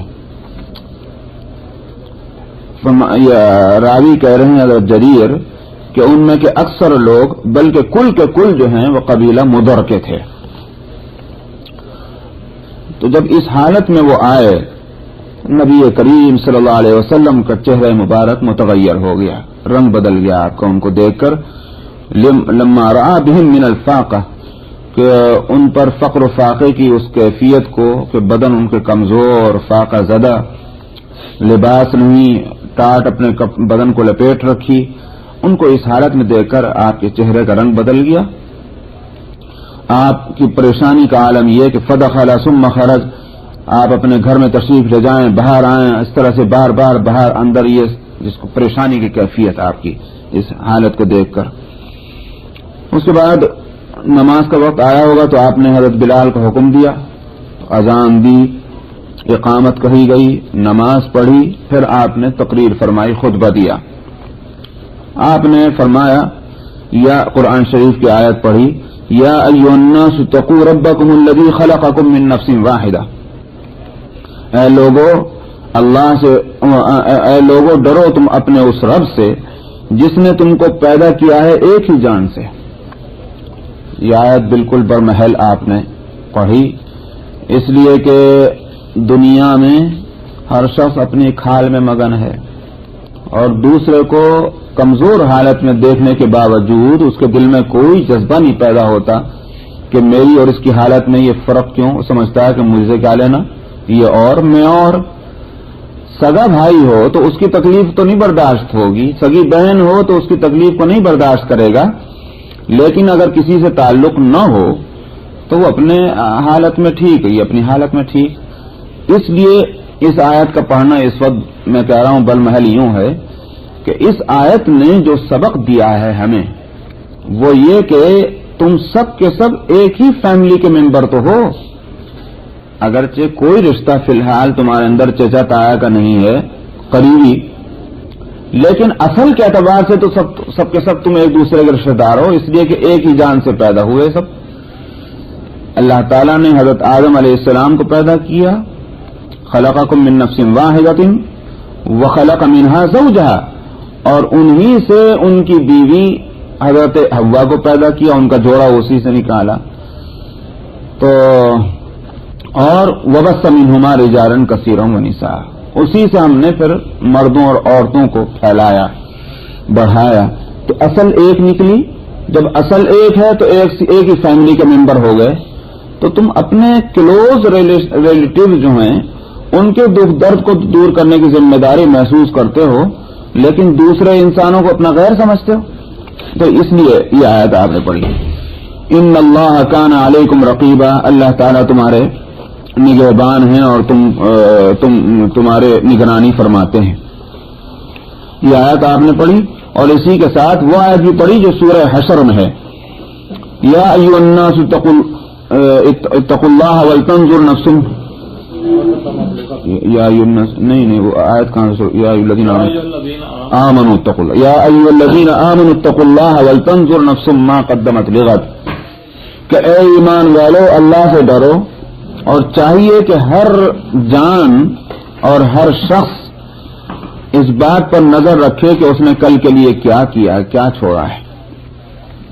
یہ آپ نے آیتیں تلاوت فرمائی، تو اس دو آیتوں کے اندر ہی پورا واعظ موجود ہے، کوئی ضرورت ہی نہیں رہی ہوگی مزید آپ کو تقریر فرمانے کی، ہو سکتا ہے کچھ اور بھی آپ نے فرمایا۔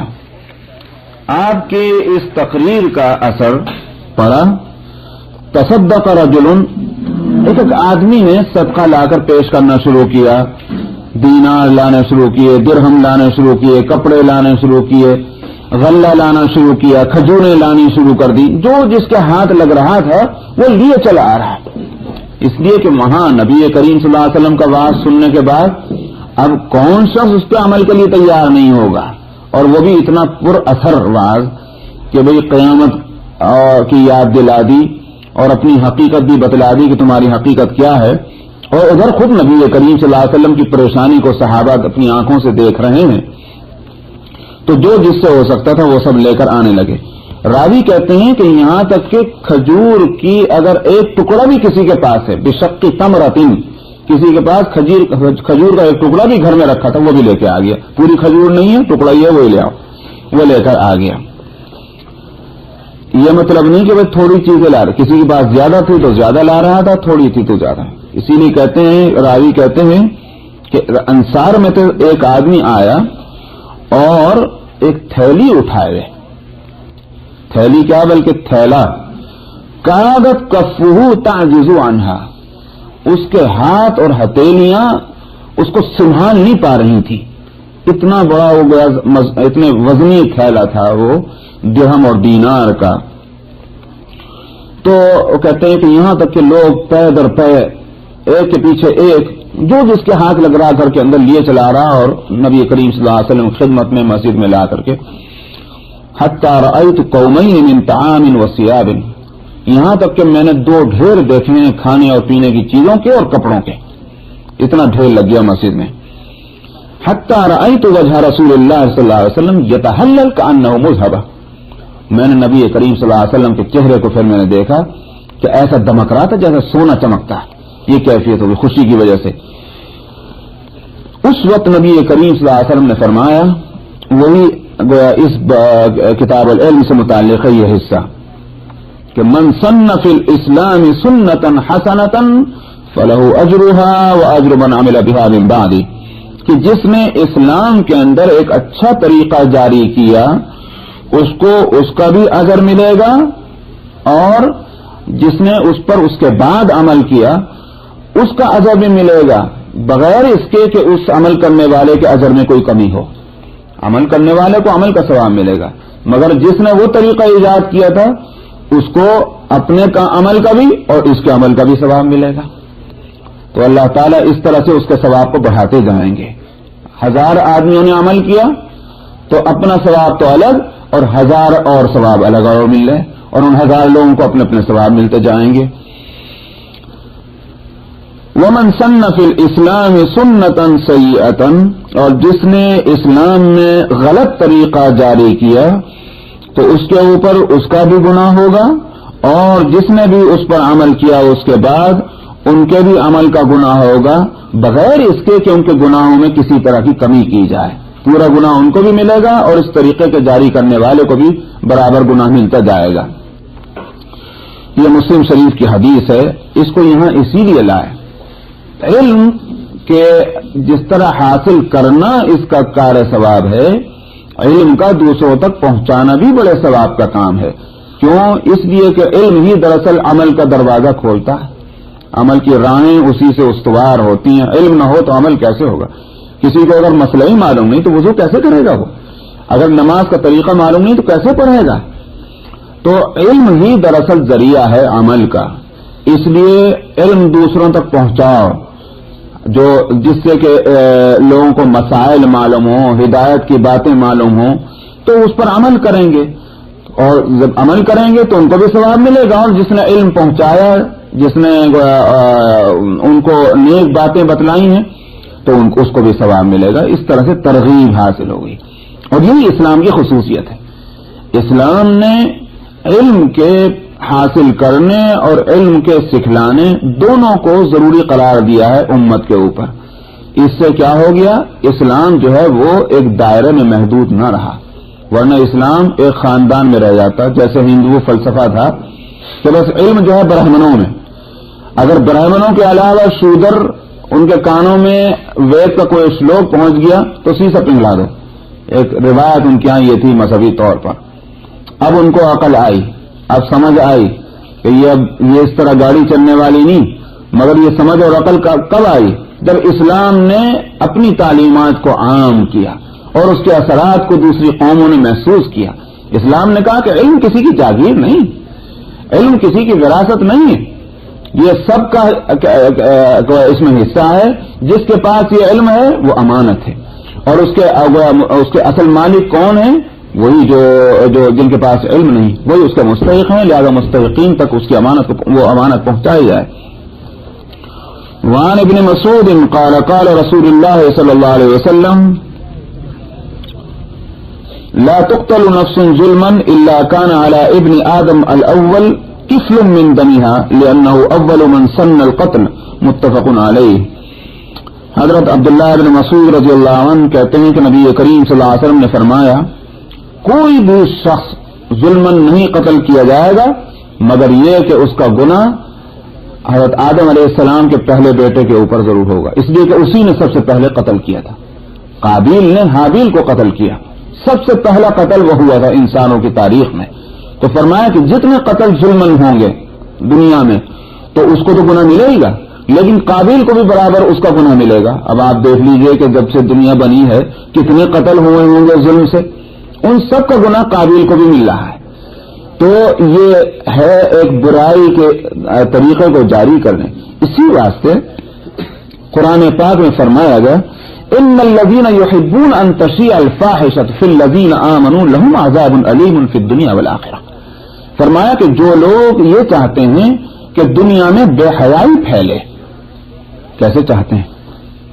اس طرح چاہتے ہیں کہ پروپیگنڈا کرنا، شوق دلانا، پبلسٹی کرنا بے حیائی کی باتوں کی۔ کیوں کرتے ہیں؟ اسی لیے تاکہ بے حیائی سوسائٹی میں، معاشرے میں پھیلے۔ فرمایا کہ لہم عذاب علیم، ان کے لیے دردناک عذاب ہے۔ تو اس واسطے کہ اس پبلسٹی اور اس ترغیب اور اس تشویق کے نتیجے میں لوگ جو ہے اس میں مبتلا ہوں گے۔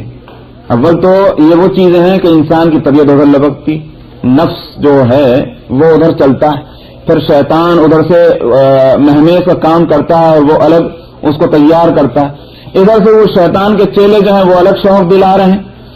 تو اب کسی آدمی کا اس حالت سے اپنے آپ کو بچانا بہت مشکل ہے۔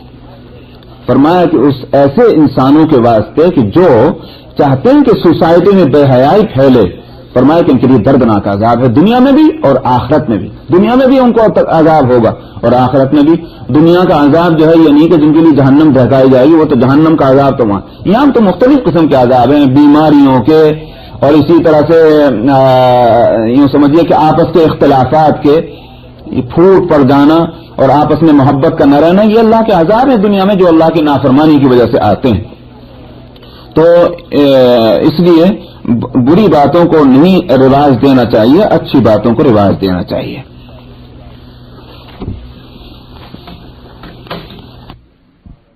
قیس قال كنت جالسا مع ابي الدرداء في مسجد دمشق فجاءه رجل فقال يا ابا الدرداء اني جئتك من مدينة الرسول صلى الله عليه وسلم لحديث بلغني انك تحدثه عن رسول الله صلى الله عليه وسلم ما جئت لحاجة. قال فإني سمعت رسول الله صلى الله عليه وسلم يقول من سلك طريقا يطلب فيه علما سلك الله به طريقا من طرق الجنة وإن الملائكة لتضع أجنحتها رضا لطالب العلم وإن العالم يستغفر له من في السماوات ومن في الأرض والحيتان في جوف الماء وإن فضل العالم على العابد كفضل القمر ليلة البدر على سائر الكواكب وإن العلماء ورثة الأنبياء وإن الأنبياء لم يورثوا دينارا ولا درهما وإنما ورثوا العلم فمن أخذه أخذ بحظ وافر. رواه أحمد والترمذي. یہ حدیث مسند احمد میں، ترمذی میں، ابو داؤد اور ابن ماجہ، سنن دارمی میں سب جگہ آئی ہے یہ حدیث. تو حضرت کثیر ابن قیس کہتے ہیں کہ میں حضرت ابو الدرداء رضی اللہ عنہ کے پاس دمشق کی مسجد میں بیٹھا تھا میں. تو آپ کے پاس ایک آدمی آیا. کن کے پاس؟ حضرت ابو الدرداء رضی اللہ عنہ کی خدمت میں، مشہور صحابی ہیں.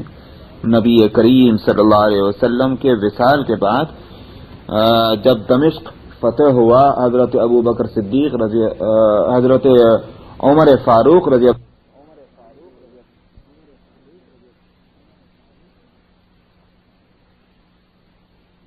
تو یہ ادھر منتقل ہو گئے تھے حضرت ابو الدرداء.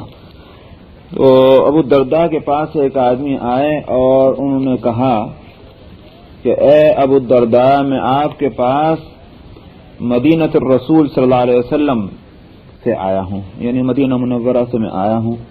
کیوں آیا ہوں؟ ایک حدیث کی وجہ سے، اور جس کے بارے میں مجھے یہ بات پہنچی ہے، مجھے معلوم ہوئی ہے کہ آپ اس حدیث کو نبی کریم صلی اللہ علیہ وسلم سے بیان کرتے ہیں. میں اس حدیث کو سننے کے لیے مدینے سے آیا ہوں دمشق. وما ما جئت لحاجت، اس کے سوا میری کوئی حاجت نہیں ہے یہاں دمشق آنے کی. حضرت ابو الدرداء رضی اللہ عنہ نے فرمایا کہ میں نے نبی کریم صلی اللہ علیہ وسلم سے سنا ہے، آپ فرماتے تھے کہ جو شخص کسی راستے پر اس لیے چلا کہ اس راستے پر چلنے سے علم حاصل کرے گا، یعنی اس سفر کی غرض، اس چلنے کی غرض اس کا سوا اور کچھ نہیں، علم سیکھنا. سلک اللہ بہ طریقا من طرق الجنہ. تو یہ دنیا میں ایک راستہ ہے 10 میل کا، 50 میل کا، 100 میل کا، 1000 میل کا. یہ تو دنیا کا کہ زمین کا راستہ. اللہ تعالیٰ اس کے بدلے میں جنت کے راستے جو ہوں گے اس کو آسان کر دیں گے، یعنی اتنا راستہ تمہارا طے ہو جائے گا.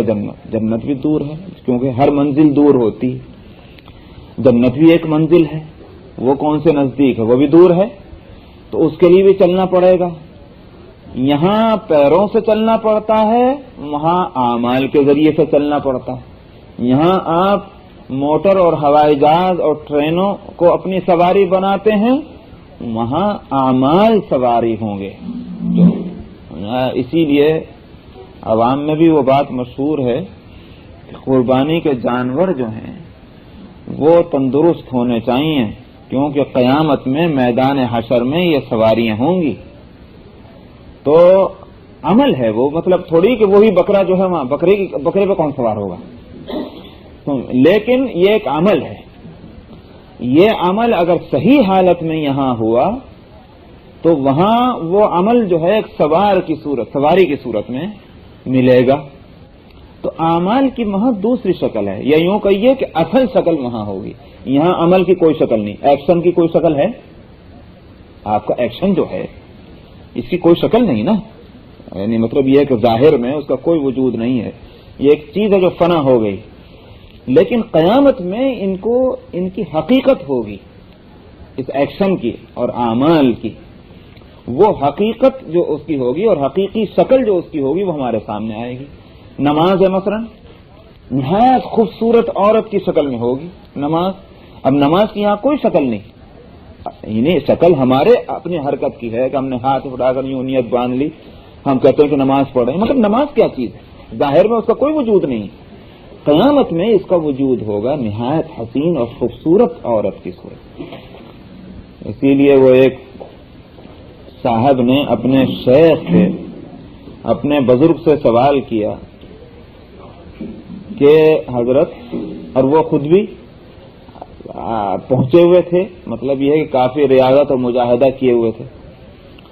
کہنے لگے حضرت مجھے نماز میں وسوسے آتے تھے، میں نے وسوسوں سے بچنے کے لیے بڑا اہتمام میں نے کیا، وضو بھی پوری تیاری کے ساتھ کی اور نماز کی نیت باندھی. میں نے سوچا کہ آنکھیں نہ کھولو، آنکھیں بند کر لو، نہ کچھ نظر آئے گا نہ ذہن ادھر جائے گا.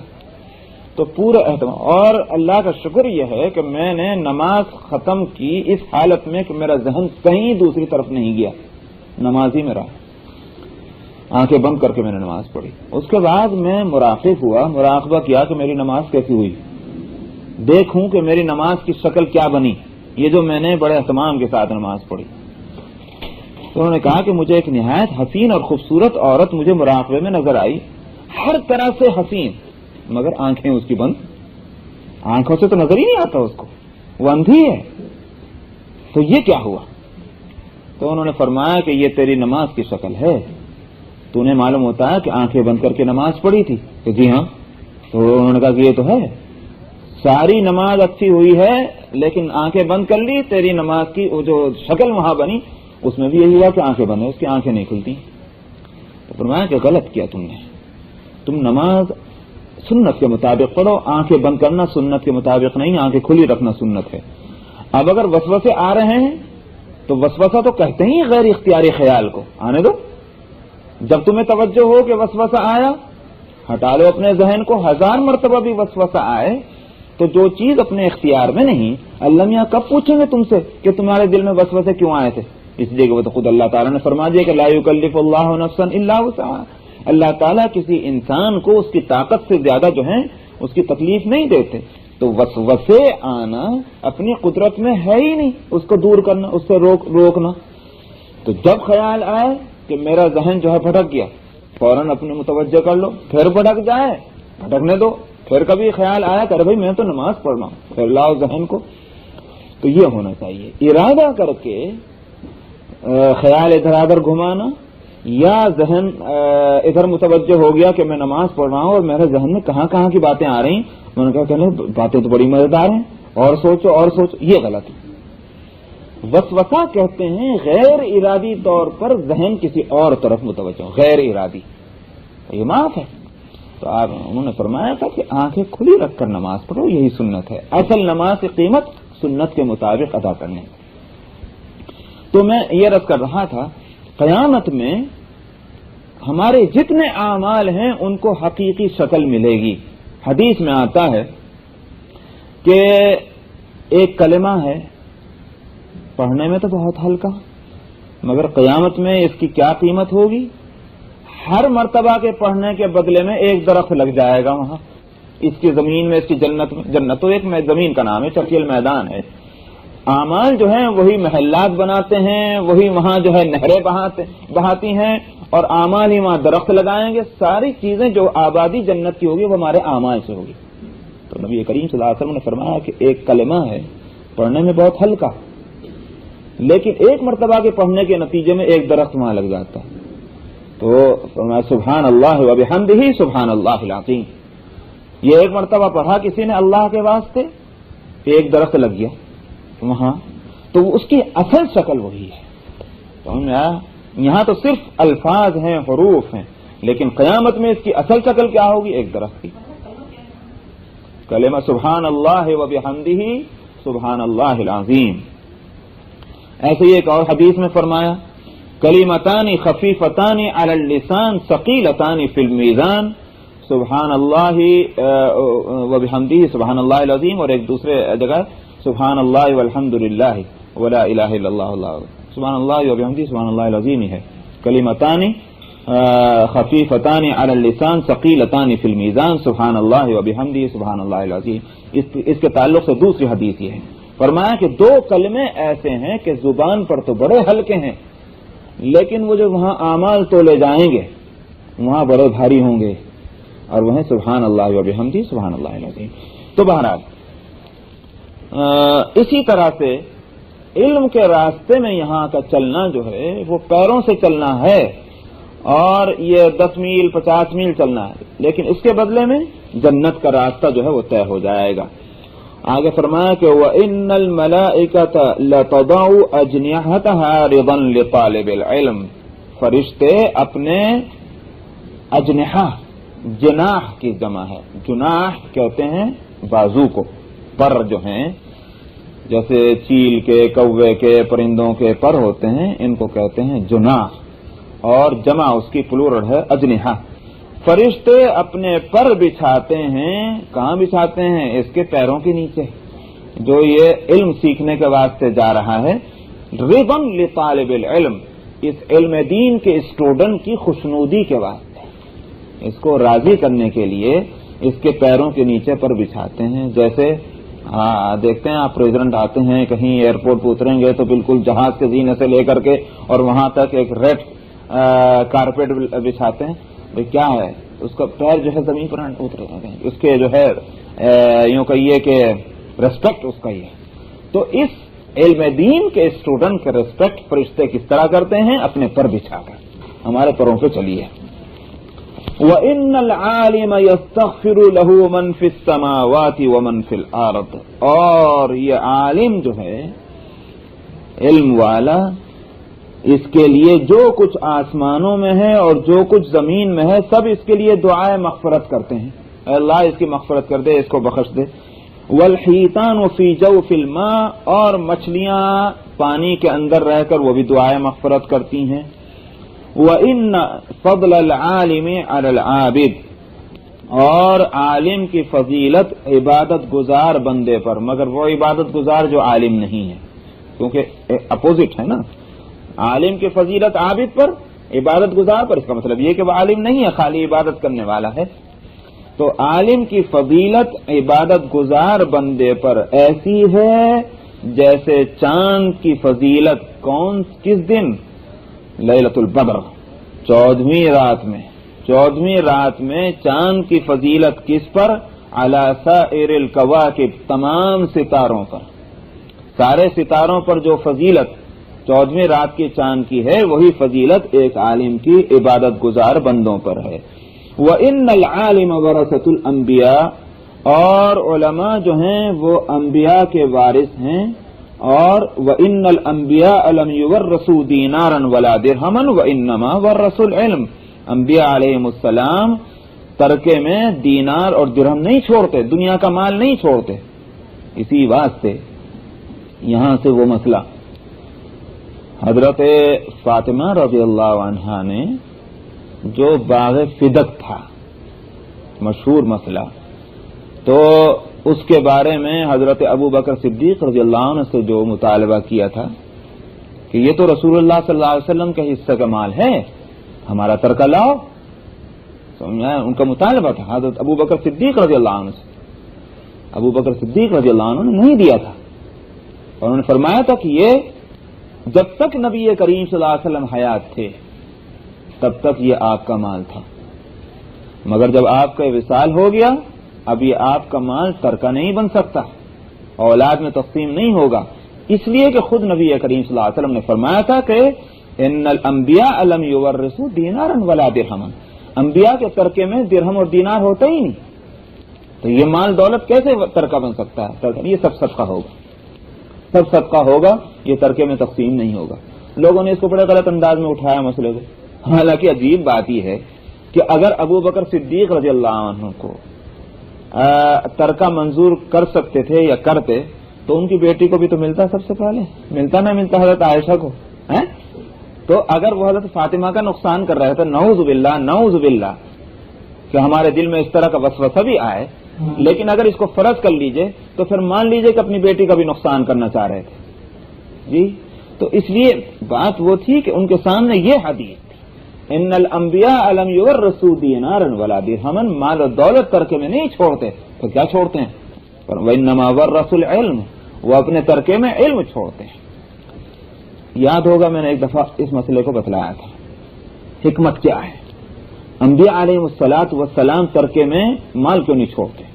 ساری دنیا کے ترکے میں مال, سمجھا, یہاں تک کہ رات جیسا وہ مضمون آ رہا تھا ہمارے تفسیر میں کہ کوئی شخص اگر اس لیے سب مال دوسروں کو دے دے کہ تاکہ میرا فلانا وارث جو ہے اس کو میرے ترکے میں کچھ نہ ملے تو گنہگار ہوگا یہ دینے والا. اتنی بڑی بات ہے مال ترکے میں چھوڑ. حدیث میں نبی کریم صلی اللہ علیہ وسلم نے حضرت سعد ابن معاذ رضی اللہ عنہ کی حدیث ہے, آپ عرض کرتے ہیں کہ میں نے نبی کریم صلی اللہ علیہ وسلم سے عرض کیا, یا رسول اللہ میرے پاس اتنا مال ہے, یہ باغات ہیں, یہ ہے, مجھے اجازت دیجئے کہ میں سارا مال جو ہے یہ راہ خدا میں دے دوں. آپ نے فرمایا کہ نہیں, یہ بہت ہے. اس کے بعد انہوں نے عرض کیا, یا رسول اللہ اچھا 2/3. آپ نے فرمایا یہ بھی زیادہ ہے. انہوں نے کہا کہ یا رسول اللہ پھر آدھا مال. آپ نے فرمایا کہ یہ بھی زیادہ ہے. تو 1/3 پر بات آئی. آپ نے فرمایا ٹھیک ہے. اور اس کے بعد آپ نے فرمایا تھا کہ اپنی اولاد کو غنی چھوڑ کر مرنا اس سے بہتر ہے کہ ان کو غریب اور دست نگر چھوڑ کر مرا جائے. سمجھے آپ؟ ایک تو یہ مطلب نہیں کہ لوٹ کھسوٹ کر کے اولاد کے واسطے لے آؤ. مطلب یہ ہے کہ جب اللہ نے مال دیا ہے تو اپنی اولاد کے لیے اس مال کو چھوڑو. اولاد کل کو تم دوسروں کی محتاج ہو جائے اور تم سارا مال مرنے سے پہلے لٹا دو, یہ بات ٹھیک نہیں ہے. اس لیے کہ بے شک تم نے نیکی کی, لیکن تمہاری وجہ سے تمہاری اولاد جو دوسروں کو محتاج ہوگی, اور محتاجگی کیا چیز ہے؟ کاد الفقر ان یکون کفرا. فقر و فاقہ جو ہے یہ آدمی کو کفر تک لے جاتا ہے. دیکھ رہے ہیں آپ, فقر تو وہ چیز ہے کہ صحیح طور پر اگر فقر ہو, ایسا فقر کہ جس میں جان نکل رہی ہو, اس میں تو حرام تک کھانے کی اجازت ہے کہ نہیں.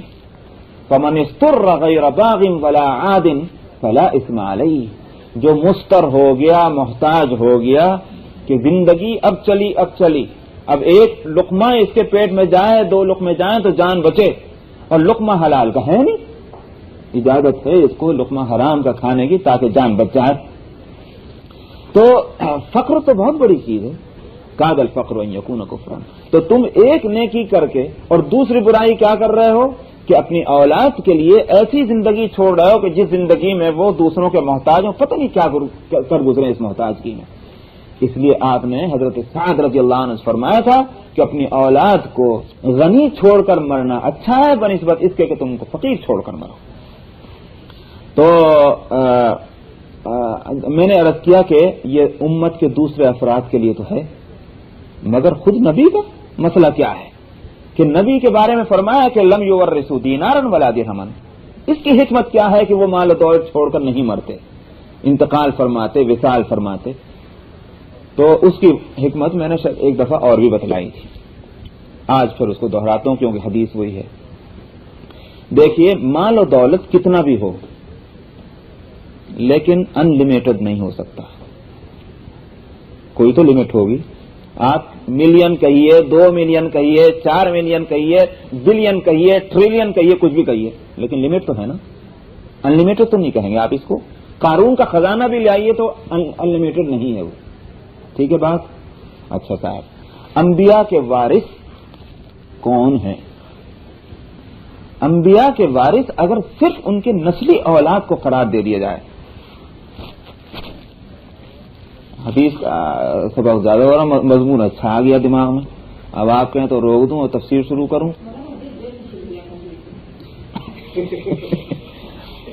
تو میں قصوروار ہوں.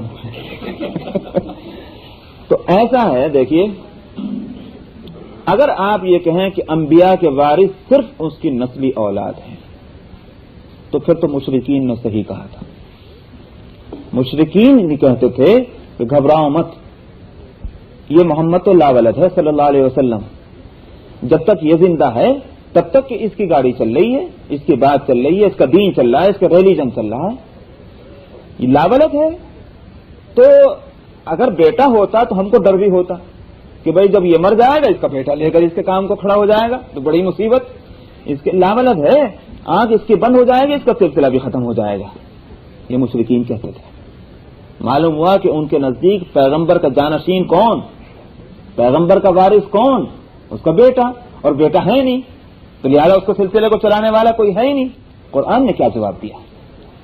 قرآن نے ایک تو اس کا جواب، جس کو یوں کہ ترکی بترکی، جانتے ہیں آپ لفظ ترکی بترکی کو؟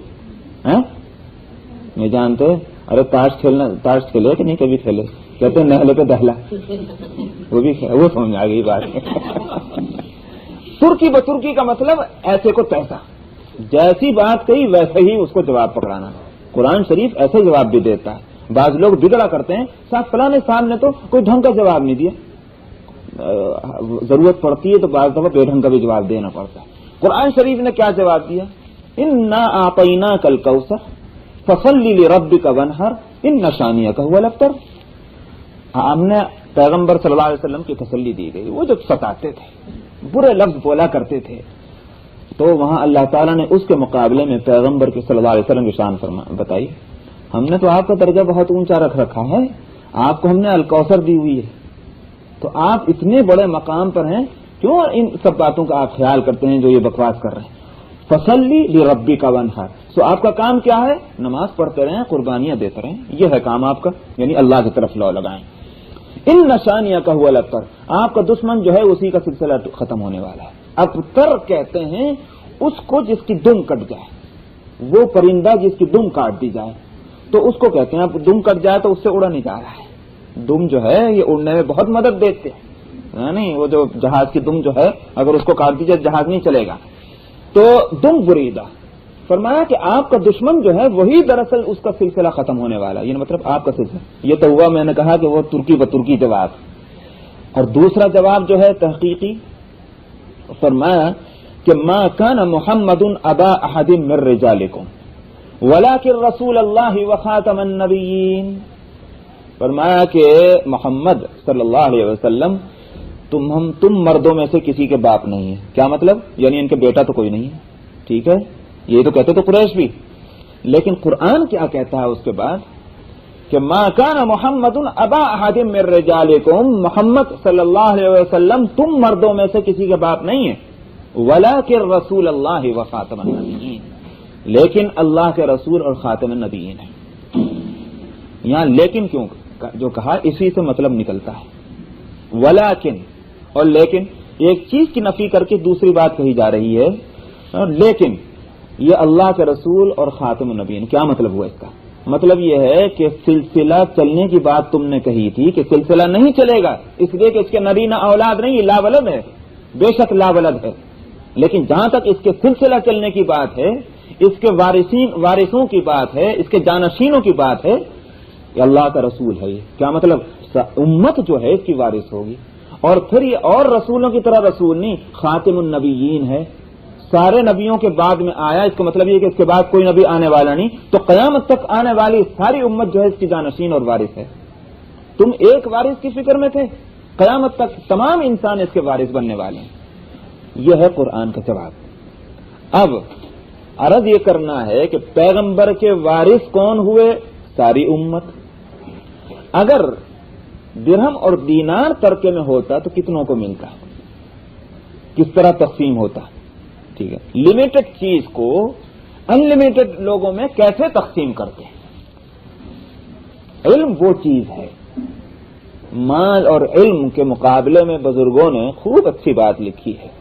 وہ جو حضرت علی رضی اللہ عنہ کا ارشاد ہے، رضینا قسمت الجبار فینا لنا علم وللجہال مال، ہم جبار یعنی اللہ سبحانہ و تعالیٰ کی اس تقسیم پر راضی ہو گئے. ہم کو تو علم دیا اور جاہلوں کو مال دے دیا. تو حقیقت یہ ہے کہ علم اور مال اس اعتبار سے ایک دوسرے کے اپوزٹ ہے کہ مال آپ کی حفاظت نہیں کرتا بلکہ آپ کو اور خطرے میں ڈالتا ہے. مال کی آپ کو حفاظت کرنی پڑتی ہے. ایک اس کے اپوزٹ علم کیا ہے؟ علم آپ کی حفاظت کرتا ہے. سمجھ میں نہیں؟ آپ کو علم کی حفاظت نہیں کرنی پڑتی. جتنی علم کی آپ کو حفاظت کرنی پڑتی اتنا علم آپ کی حفاظت کرتا ہے. وہی بات. نمبر 2 کیا؟ مال کو جتنا خرچ کرو کم ہوتا جاتا ہے اور علم کو جتنا خرچ کرو بڑھتا جاتا ہے. اس لیے علم وہ چیز ہے کہ جتنا اس کو تقسیم کریں گے اتنا یہ بڑھتا جائے گا اور مال وہ چیز ہے کہ اس کو جتنا تقسیم کرو گے کم ہو جائے گا.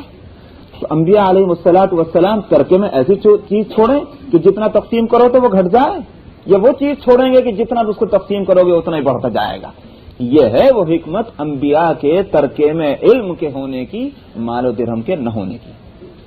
تو یہ ہے حضرت نبی کریم صلی اللہ علیہ وسلم کے ارشاد کا حاصل. فمن اخذہ اخذ بحظ وافر. اب ظاہر بات ہے کہ جس نے وہ ترکہ لے لیا اسی کو تو وارث کہیں گے، اور جس نے منہ موڑ کے کھڑا ہو گیا اسے کیا کہیں گے؟ تو یوں تو ساری امت وارث ہے، یعنی وارث بننے کی اس میں صلاحیت ہے، لیکن اپنے کو وارث ہی نہیں بنانا چاہتا کوئی. کیا کریں گے؟ جنہوں نے علم دین حاصل کر لیا تو یہ علم دین ترکہ ہے پیغمبر کا، اس نے اپنے آپ کو جانشین بنا لیا، وارث بنا لیا پیغمبر صلی اللہ علیہ وسلم کا. تو اسی لیے فرمایا کہ فمن اخذہ اخذ بحظ وافر. جس نے اس کو لے لیا اس نے پورا لے لیا. آپ $1 کے 4 آدمیوں پہ تقسیم کریں، $1 کو 4 آدمیوں پہ تقسیم کریں، کتنا آئے گا؟ یا ہر ایک کو $1 مل جائے گا؟ یہ تو نہیں ہوگا نا. یہ تو نہیں کہہ سکتے کہ $1 4 آدمیوں پہ تقسیم کرو تو $1 سب کو ملا. یہ نہیں ہوا. لیکن علم کی بات یہ ہے کہ جب اس کو تقسیم کریں گے یہ نہیں کہیں گے کہ علم تقسیم ہو کر کوارٹر اس کو ملا، کوارٹر اس کو ملا، کوارٹر اس کو ملا. یہ نہیں کہیں گے، بلکہ سب کو علم برابر برابر مل گیا. اسی لیے فرمایا کہ فمن اخذ اخذ بحظ وافر. جس نے اس طرقے کو لے لیا اس نے پورا ہی ملا. یہ نہیں ہوا کوارٹر اس کو ملا اور کوارٹر اس کو ملا. یہ ہے علم کی تقسیم. چلیے. عن ابي سعيد الخدري قال قال رسول الله صلى الله عليه وسلم ان الناس لكم تبع وان رجالا ياتونكم من اقطار الارض يتفقهون في الدين فاذا اتوكم فاستوصوا بهم خيرا. حضرت ابو سعید خدری رضی اللہ عنہ کہتے ہیں کہ نبی کریم صلی اللہ علیہ وسلم نے فرمایا، یہ صحابہ کو خطاب ہے آپ کا، کہ لوگ تمہارے فالوور ہوں گے، تمہاری پیروی کرنے والے ہوں گے. یہ بات صحابہ کے لیے اس لیے فرمائی کہ امت کے پاس قرآن اور حدیث کے علم کے پہنچنے کا ذریعہ حضرات صحابہ رضی اللہ عنہم ہی ہیں.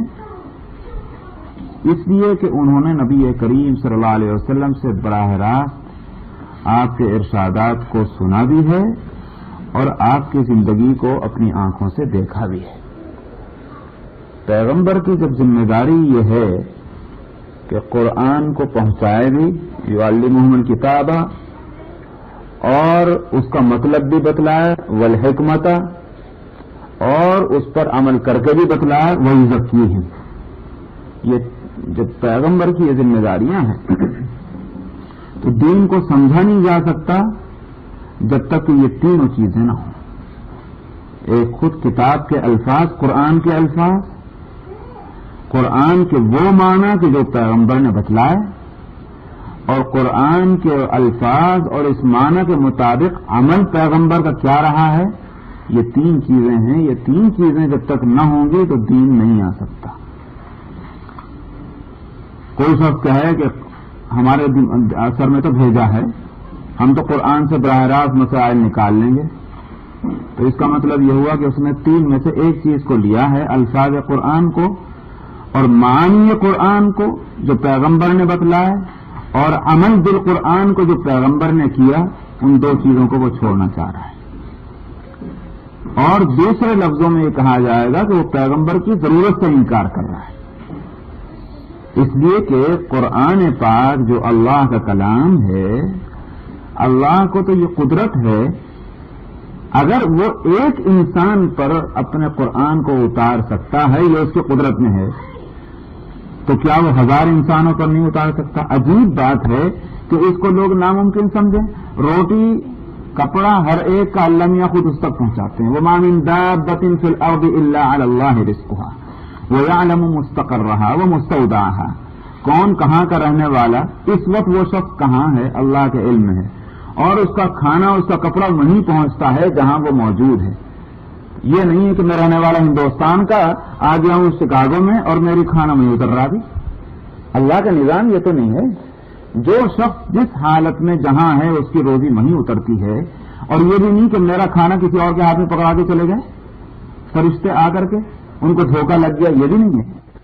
تو جب کھانا اور کپڑا اور زندگی کی ساری ضرورتیں جس انسان کے لیے اللہ کی طرف سے مقدر ہیں وہ اسی انسان تک پہنچتی ہیں، تو کیا سامان ہدایت جو ہوتا تھا وہ اللہ تعالیٰ ہر ایک کو براہ راست دے دیتے؟ یہ نہیں ہو سکتا تھا، ممکن نہیں تھا. لیکن اس کے باوجود اللہ تعالیٰ نے ہدایت کے واسطے دوسرا راستہ اختیار کیا، اور وہ یہ کہ ایک فرد منتخب ہے، وہ فرد میرے کلام کو سنبھالے گا، میرے کلام کو سمجھے گا، میرے کلام کے مطابق عمل کر کے لوگوں کو بتلائے گا. اب اگر کوئی شخص یہ کہ قرآن ہمارے سامنے ہے، ہم کو ضرورت نہیں ہے پیغمبر کی، تو پھر صحابہ کو کیا ضرورت ہے؟ ہماری زبان تو وہ نہیں ہے جو قرآن کی زبان ہے. جن کی زبان قرآن کی تھی ان کے لیے اگر پیغمبر کی ضرورت ہے تو ہمیں تو ان سے زیادہ ضرورت ہے. اس لیے یہاں آپ نے صحابہ کو فرمایا کہ لوگ تمہاری پیروی کریں گے. اس سے میں نے کہا کہ یہ ہم کو سبق ملتا ہے کہ صحابہ کو بیچ میں سے کاٹ کر اور دین سے اپنے رشتے کو قائم کرنے کا جو لوگ خیال کرتے ہیں وہ دھوکہ ہے. اس کا سوال ہی پیدا نہیں ہوتا کہ صحابہ کے اس سلسلے کو اس لڑی میں سے آپ توڑ دیں، کاٹ دیں، اور تسبیح جو ہے اس کے دانے نہ بکھریں. تسبیح تو مکمل جب ہوتی ہے جب اس کے 100 کے 100 دانے ہوں مکمل. اگر ایک دانہ بھی اس میں سے توڑ دیا تسبیح نامکمل ہے. تو یہ سلسلہ ہدایت ہے جس کی پہلی کڑی ہے پیغمبر کے بعد اس سلسلے کو جوڑنے والے حضرات صحابہ رضی اللہ عنہم. تو آپ نے فرمایا کہ ان الناس لکم تبعون، لوگ تمہاری پیروی کرنے والے ہوں گے اور لوگ تمہارے پاس آئیں گے زمین کے مختلف حصوں سے، من اقطار الارض، مختلف شہروں سے لوگ آئیں گے. یتفقہون فی الدین، کیوں؟ محض مسئلہ پوچھنے کے لیے نہیں بلکہ دین میں مہارت پیدا کرنے کے لیے، دین کے اندر سمجھ حاصل کرنے کے واسطے اس لیے آئیں گے. تو معلوم یہ ہوا کہ دین کے اندر اگر کسی کو مہارت پیدا کرنی ہے تو اس کے لیے اور بھی زیادہ ضروری ہے کہ وہ اور ظاہر ہے کہ دین کے اندر مہارت ہر کس و ناقص نہیں پیدا کر سکتا. اس میں کچھ قدرتی صلاحیتیں پہلے سے موجود ہوں گی. دیوانے اور پاگل کہاں سے مہارت پیدا کر لیں گے کسی چیز میں؟ عقلی صلاحیتیں بھرپور ہیں اس انسان میں، وہ ہیں محتاج اور ضرورت مند صحابہ کا، دیوانہ نہیں. تو جو لوگ اپنی عقلوں پر ان کو اتنا ناز ہے کہ ہمارے پاس عقل ہے، ہم کو کسی کی محتاجی نہیں، وہ بھی انسان ہم بھی انسان، جس طرح وہ انہوں نے سمجھ لیا ہم بھی سمجھ سکتے ہیں، انہوں نے بھی خود نہیں سمجھا. انہوں نے بھی پیغمبر ہی کو واسطہ بنا کر پیغمبر ہی سے سمجھا، اور ہم پیغمبر کو نہیں دیکھ رہے ہیں. ہم جن کو ہم دیکھ رہے ہیں ہم ان سے لے سکتے ہیں، انہوں نے جن کو دیکھا انہوں نے ان سے لیا، پھر انہوں نے جن کو دیکھا، اس طرح سے سلسلہ بسلسلہ نبی کریم صلی اللہ علیہ وسلم تک بات پہنچے گی. تو آپ نے صحابہ کو اس سلسلے میں کیا ہدایت دی؟ فرمایا کہ جب وہ تمہارے پاس آئیں تو ان کو بھلائی کی تاکید کرو. تو یہ صحابہ کی ہدایت ہے. اس کے معنی یہ ہو گئے کہ جیسے صحابہ کی یہ ذمہ داری تھی کہ ان سے طلب علم کرنے والے لوگ جب آئیں ان کے پاس تو وہ عذر معذرت نہ کریں، بہانہ نہ کریں، اپنے آرام اپنی آسائش کو بنیاد بنا کر انکار نہ کریں، بلکہ یہ کہ ان کو خیر کی ہدایت دیں، ان کو نیکی کی باتیں بتلائیں. ٹھیک اسی طرح ہر زمانے میں جو وہ لوگ ہیں جن کے پاس ہدایت کی امانت موجود ہے، علم دین موجود ہے، علم خدا اور رسول موجود ہے، ان کے ذمہ ہے کہ جب طالبان حق ان کے پاس آئیں تو ان کو نیکی اور ہدایت کی وصیت کریں. بس ایک حدیث اس وقت تھوڑا تھا، آج اتنا ہی رکھتے ہیں. یہ نہیں ہوگا، یہ میں نے آخری بات کہی. اگرچہ فقیہ سے توقع یہی کی جائے گی کہ اللہ نے جس کو فقیہ بنایا ہے اس کا عمل بھی درست ہوگا، لیکن میں ایک آخری بات کہہ رہا ہوں کہ ہم اس کو بھی تسلیم کر لیں کہ جس کو دین کا علم صحیح حاصل ہے، وہ یہ ڈگری والی بات نہیں، بالکل دین کا علم صحیح جس کے پاس موجود ہے، مہارت اس کو حاصل ہے دین کے اندر، وہ یہ تو ہو سکتا ہے کہ عملاً غفلت کر جائے، لیکن یہ ہرگز نہیں ہوگا کہ غفلت کو صحیح سمجھے. اس کے برخلاف عبادت گزار بندہ جس کے پاس علم نہیں ہے، صرف عبادت کرتا ہے، وہ کہیں بھی دھوکہ کھا سکتا ہے. مثلا وہ سمجھ رہا ہے کہ میں صحیح کر رہا ہوں عبادت، اور حالانکہ اس میں کوئی ایسی غلطی مل چکی ہے جس کا اس کو پتہ نہیں. آپ رات دن یہ تماشے دیکھتے ہیں، یہ تو ہو رہا ہے.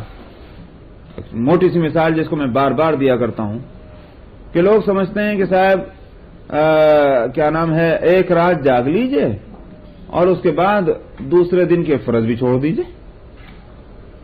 کیا آپ یہ سمجھتے ہیں کہ وہ ایسا کرتے وقت ان کو یہ احساس ہے کہ ہم کوئی غلط کر رہے ہیں؟ ہمیں بالکل صحیح کر رہے ہیں. یہ دراصل ایک جاہل عابد کی صورت ہے. وہ عبادت گزار بندہ ہے کہ جو جاہل ہے، اور جس کو علم صحیح حاصل ہوگا وہ سمجھے گا دین کا مزاج کیا ہے. اس رات کا جاگنا ان کے لیے نہیں ہے کہ جو سارے سال سوتے رہیں. اس رات کا جاگنا انہی کے لیے ہے کہ جو اور راتوں کو بھی جاگتے ہیں اور دنوں کو بھی جاگتے ہیں. ہاں، اور راتوں میں پوری رات نہیں جاگے، اس رات کو وہ اور زیادہ جاگ لیں گے، یہ پوری رات جاگ لیں گے. دراصل ان کے واسطے ہے. جس کے لیے میں ایک اور مثال دیا کرتا ہوں کہ بھائی آپ کا کسی کمپنی سے، کسی آفس سے جاب کا کانٹریکٹ ہوتا ہے. بھائی صبح 8 بجے سے لے کر شام کے 5 بجے تک جاب ہے. 5 بجے سے آگے کام ہوگا تو اوور ٹائم ہوگا، اور اوور ٹائم میں آپ کو جو سیلری ملے گی وہ ڈبل ملے گی. انہوں نے کہا کہ اچھا، تو اب بس میں 5 بجے جاؤں گا. 5 بجے جاؤں گا اور میں بجائے اس کے کہ صبح کو 8 سے 5 بجے تک میں 8 گھنٹے کام کروں اور $4 پر آور کے حساب سے لوں، میں 5 سے لے کر کے 10 بجے تک بھی اگر کام کیا میں نے 5 گھنٹے یا 4 گھنٹے 9 بجے تک، تو میرے $8 پر آور ہو گئے. کون بے وقوف جائے گا 8 گھنٹے 4 گھنٹے کام کریں گے؟ گھسنے دے گا اس کو کمپنی میں کوئی؟ ہرگز نہیں. یہ اوور ٹائم اس کے لیے ہے کہ جو صبح 8 سے لے کر کے اور شام کے 5 بجے تک کام کرے، اس کے بعد اگر مزید کام کرے تو اس کو اوور ٹائم ملے گا. یہ نہیں کہ 5 سے لے کر جو ہے وہ صبح کے 8 سے لے کر 5 بجے تک تو گھر میں رہے اور 5 بجے آفس میں پہنچ جائے. انہوں نے کہا اوور ٹائم. یہی ہے ہم لوگوں کی مثال. ہم دنیا کے فقیہ ہیں، دین کے فقیہ نہیں ہیں. وہ جو قرآن شریف میں فرمایا گیا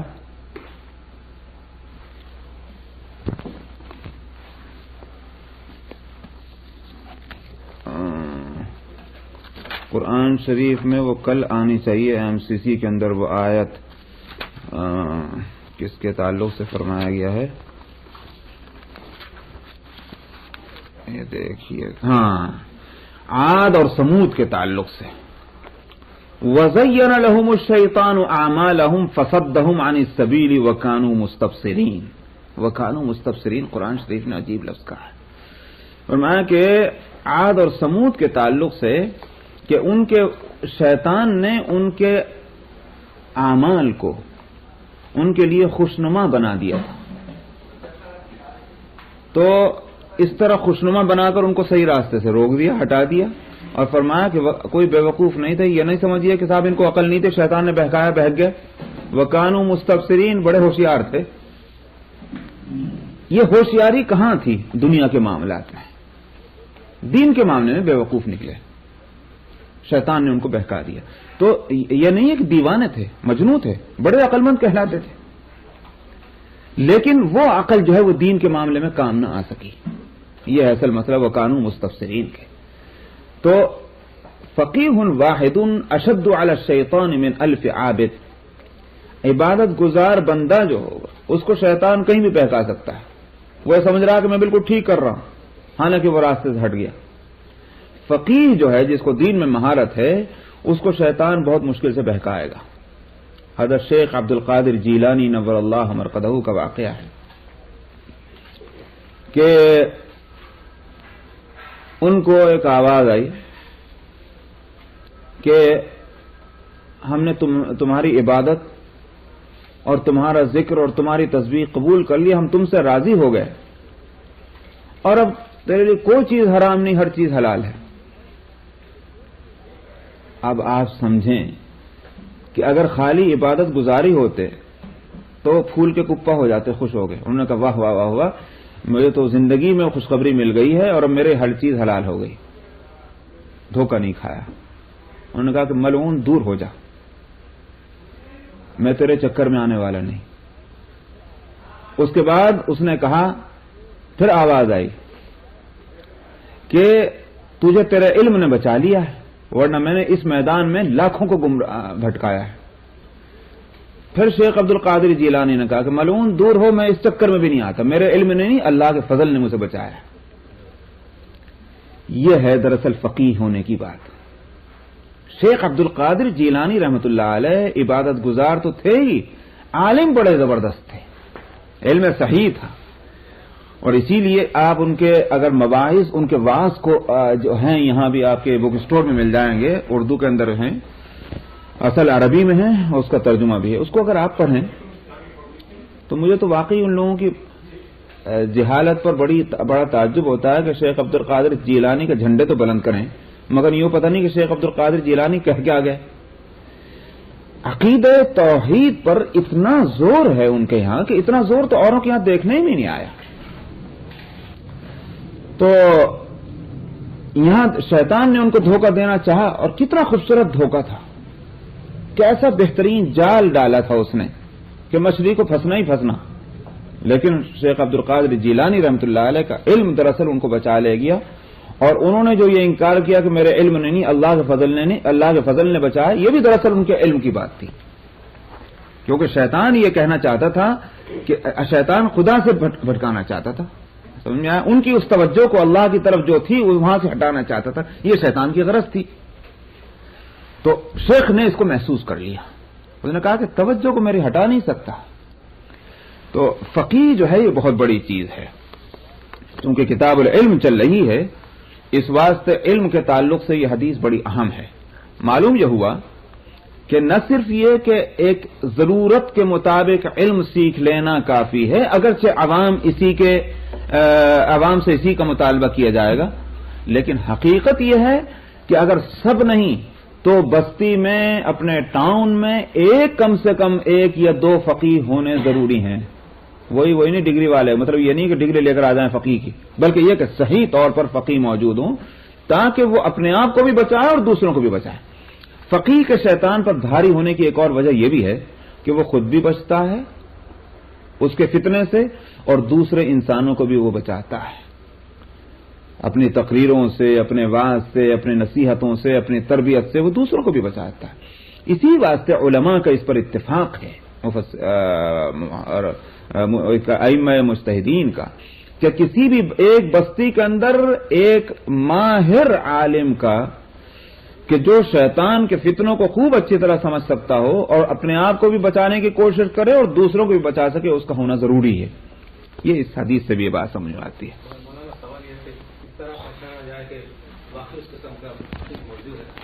آپ کیسے پہچانتے ہیں کہ یہ ڈاکٹر اچھا ہے یا اچھا نہیں ہے؟ نہیں، بالکل نہیں، ڈگری کو تو ہم جانتے ہی نہیں، بس حاصل یہ ہوا کہ آپ اس کے کام کو دیکھتے ہیں کہ اس نے کس طرح سے مریضوں کا علاج کیا۔ بہت سے مریضوں کے علاج کے حالات سن کر کے آپ یہ سمجھ لیتے ہیں کہ یہ ڈاکٹر بہت اچھا ہے۔ ٹھیک اسی طرح سے ایک عام آدمی فیصلہ کر سکتا ہے۔ تو ہر ایک چیز کے بارے میں تجربہ اس کا جو ہے وہی، اور اس نے جو سنا ہے لوگوں سے، اسی پر ظاہر ہے اس کو اعتماد کرنا ہوگا۔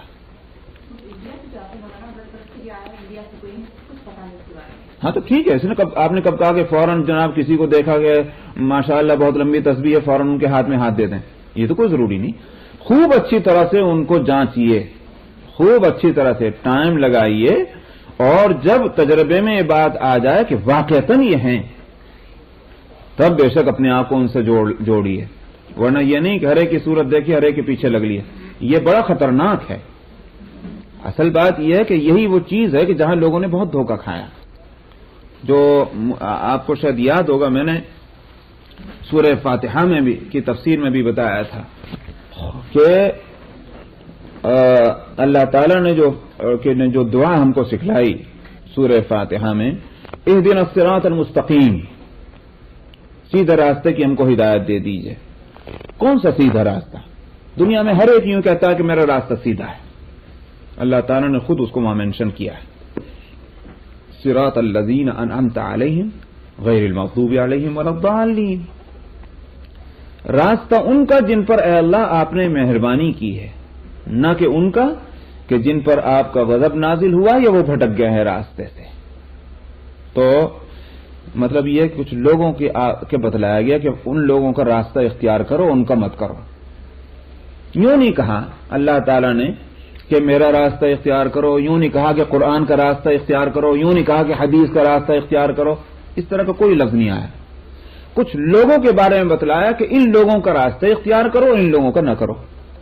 معلوم ہوا کہ ہمارے لیے آسان صورت کیا ہے، وہ یہ ہے کہ ہمارے سامنے کچھ ایگزامپلس ہونے چاہیے جن کو دیکھ کر ہم اپنا راستہ متعین کریں کہ یہ کس راستے پر جا رہے ہیں، ہم کو اسی راستے پر چلنا ہے، فالو کرنا ہے۔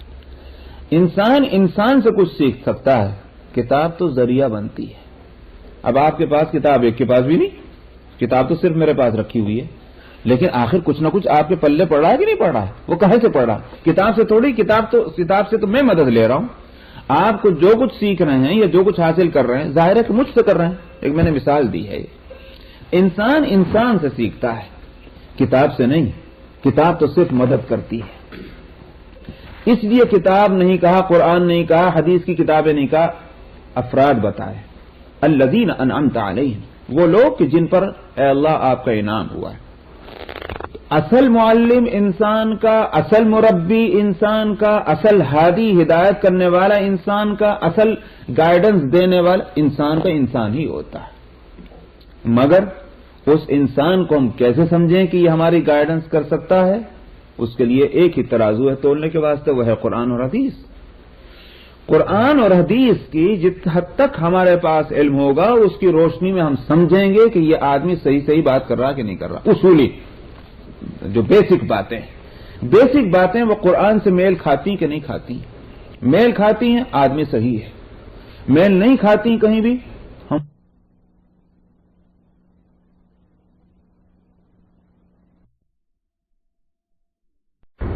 ایک طبقہ تو وہ ہوا، یہ بھی راستے سے بھٹک گئے۔ دوسرا طبقہ کون ہوا؟ اس نے کہا کون پڑھے گا قرآن، کون پڑھے گا حدیث، یہ ہمارے بس کا کام نہیں، ہم تو بس ایک سیدھے مسلمان کو پکڑ لیں گے، اس کے پیچھے چل پڑیں گے۔ یہ بھی گمراہ ہوا۔ صحیح راستہ یہی ہے کہ آدمیوں سے آدمی فیض پاتے ہیں، مگر قرآن اور حدیث کی روشنی میں، اس سے الگ کر کے نہیں۔ اسی کے ذریعے سے جانچا جائے گا۔ جب جانچ لیں گے کہ آدمی صحیح ہے، اب بے شک اس سے فیض حاصل کریں گے۔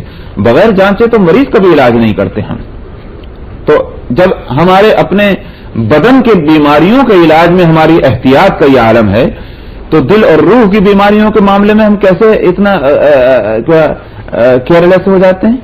تو وہاں تو اور بھی زیادہ ہم کو احتیاط برتنی چاہیے، خوب اچھی طرح جانچنا چاہیے۔ ایک حدیث اور پڑھ لوں اس کے بعد۔ وان انس قال قال رسول اللہ صلی اللہ علیہ وسلم، اور اسی واسطے حدیث تو نہیں ہے مگر کسی کا قول ہے، اور ایسا قول ہے کہ بکثرت اس کو نقل کیا جاتا ہے کتابوں میں، اور آج تک پتہ نہیں کس کا ہے۔ اس کا مطلب یہ سب نے اس کو ریکگنائز کیا ہے اس قول کو، اور وہ موت العالم موت العالم۔ صحیح معنی میں ایک عالم کی موت ساری دنیا کی موت ہے، وجہ وہی ہے جو حدیث میں ایک اور حدیث میں گزر چکی ہے، وہ حدیث جو فرمایا تھا نبی، یہ حدیث ہے عبداللہ ابن عمر رضی اللہ عنہ کی، کہ نبی کریم صلی اللہ علیہ وسلم نے فرمایا تھا کہ اللہ تعالیٰ علم کو بندوں کے سینوں سے ویسے ہی نہیں کھینچ لیتا علم کیسے اٹھتا ہے؟ علماء کے اٹھ جانے سے. اللہ تعالیٰ جو عالم بن چکے ہیں، ظاہر ان کی ایک عمر ہے، وہ مر گئے، انتقال کر گئے، دوسرے بننے ختم ہو گئے، علم اٹھ گیا. ہاں اگر یہ ہو کہ ایک اٹھا ہے، دوسرے نے اس کی جگہ لے لی ہے صحیح طور پر، قوم اور ملت اور نیشن اور جو ہے وہ امت وہ ہوشیار ہے، وہ اپنے سلسلے کو ختم نہیں ہونے دینا چاہتی، تو پھر بے شک یہ ہے کہ وہ قوم زندہ ہے، وہ دنیا بھی زندہ ہے، وہ عالم بھی زندہ ہے. ورنہ حقیقت یہی ہے کہ ایک عالم صحیح طور پر اگر صحیح عالم ہے، اس کی موت دنیا کی موت ہے. تو یہ ساری باتیں کتاب العلم سے تعلق رکھتی ہیں جو چل رہی ہے. وعن انس قال قال رسول اللہ صلی اللہ علیہ وسلم طلب العلم فریضة على كل مسلم وواضع العلم عند غير اهله كمقلد الخنازير الجوهر واللؤلؤ والذهب. حضرت انس کہتے ہیں کہ نبی کریم صلی اللہ علیہ وسلم نے فرمایا علم کا حاصل کرنا فرض ہے ہر ایک مسلمان پر. یہ روایت ابن ماجہ اور مگر مسلم نے اس روایت کو جو لیا ہے اس میں مسلمہ کا لفظ بھی ہے. علی کل مسلم و مسلمۃ، یعنی مرد ہے وہ مسلمان یا عورت ہے، ہر ایک پر علم کا سیکھنا فرض ہے. یہاں علماء ایک بحث یہ کرتے ہیں، فرض کی دو قسمیں ہیں. ایک ہے فرض عین اور ایک ہے فرض کفایہ. دو قسمیں ہیں. واجب کی بھی اسی طرح دو قسمیں ہیں، واجب عین، واجب کفایہ. عین اور کفایہ کا فرق یہ ہے کہ فرض عین ہے کا مطلب یہ ہے کہ ہر آدمی پر فرض ہے، ہر آدمی پر، جو نہیں کرے گا وہی گنہگار. یہ تو ہے فرض عین. جیسے نماز تو مجھ پہ بھی فرض، آپ پہ بھی فرض، مرد پہ بھی فرض، عورت پہ بھی فرض.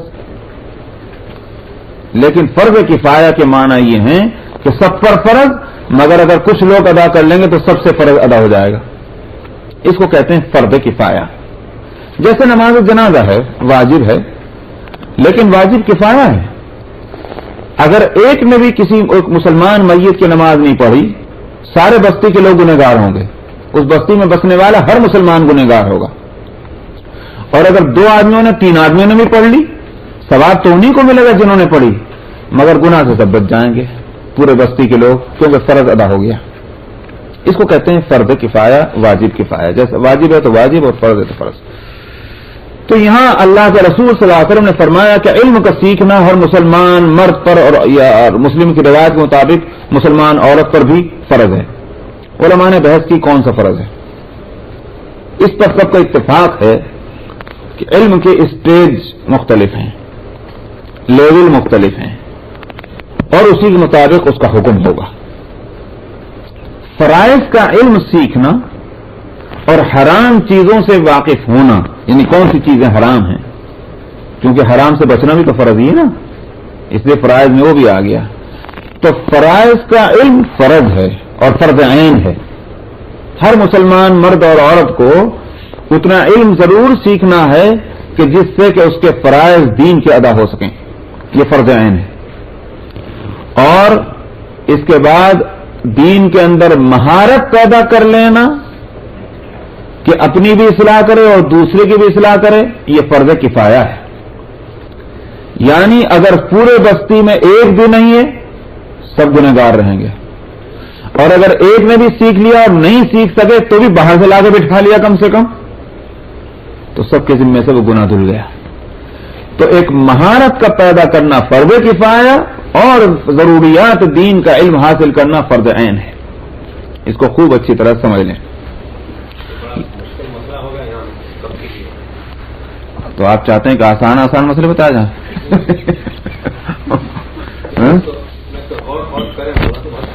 بھائی کرنا چاہیے بلا شبہ. ہم میں ہر شخص یہ سوچتا ہے کہ میرا گھر وہاں ہو جہاں اسکول قریب ہو، میرا گھر وہاں ہو جہاں جو ہے وہ گروسری اسٹور ہو، میرا گھر وہاں ہو جہاں بس اسٹاف ہو. اس ساری سہولت ہم دیکھتے ہیں. کوئی یہ نہیں سوچتا کہ میں ایسی بستی میں جا کر رہوں کہ جہاں کم سے کم مجھے دین کی رہنمائی بھی مل سکے. یہ مزاج ختم چونکہ ہو گیا. آج اس کا اثر ہے کہ آپ کتنی تقریریں کر رہے ہیں، آ جاؤ بھائی فاؤنڈیشن کے پاس آ جاؤ. وہ جذبہ ختم ہو چکا، چونکہ اس انداز میں سوچنے کا ہمارا، اس کا نتیجہ یہ ہے کہ یہ چیزیں سب اس کو کوئی پرائرٹی نہیں دیتا. دین تو ہے ہی نہیں سامنے. میں رات وہ یہ بات کر رہا تھا کہ ہم لوگ کس کام کے وقت میں یہ سوچتے ہیں، میں اپنے آپ کو شامل کر کے سب سے پہلے اپنے آپ کو تو شامل کرتا ہوں کہ کس کام کے وقت میں ہم یہ سوچتے ہیں اس کام سے اللہ راضی ہوگا اور اس کام سے اللہ راضی نہیں ہوگا. ایک عادت بنی ہوئی ہے، اس عادت کے مطابق اچھی عادت بن گئی تو اچھے کام کیے چلے جا رہے ہیں، بری بن گئی تو برے کام کے لیے چلے جا رہے ہیں. ایک گیند ہے کہ جس کو پھینکنے والے نے پھینک دیا، اب وہ خود سے تھوڑی جا رہی ہے، وہ تو بے اختیار ہے جو چاہ رہی ہے. سمجھ میں بے شک جا رہی ہے، اس میں کوئی شک نہیں، جا رہی ہے وہ گیند، مگر اپنے اختیار سے نہیں جا رہی ہے. وہ جس کو پھینکنے والے نے پھینک دیا اس کو اس طرف جا رہی. ٹھیک ہماری وہ حالت ہے کہ کب ہماری عادت بنی، کس طرح بنی، کس کی تربیت اور ٹریننگ سے بن گئی.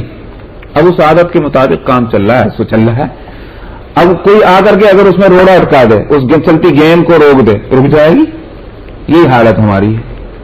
جب تک نہیں روکا کسی نے تو ہم چل رہے ہیں. حقیقت یہ ہے کہ دین کے معنی یہ ہیں کہ ہر کام کے وقت میں ایک مسلمان کو بحیثیت مسلمان کے یہ سوچنا چاہیے کہ اس کام سے اللہ راضی ہوتے ہیں یا ناراض ہوتے ہیں. یہ پہلے سوچے اور اس کے بعد اس کام کو کرے. ختم ہو گئی بات. یہ ایک مسلمان کی ذمہ داری ہے. تو چونکہ ہم اس طرح سوچتے نہیں، ہماری ساری تقریریں ہوا میں اڑ جا رہی ہیں، آپ کی بھی اور ہماری بھی. کوئی نہیں سنتا. آپ کہیے فاؤنڈیشن کے پاس آئیے، نہیں سنتے. آپ کہتے ہیں بھائی مسجد بنائیے، کوئی نہیں سنتا. بھائی مدرسہ بنائیے، کوئی نہیں سنتا. بھائی عالم کو بلائیے، کوئی نہیں سنتا.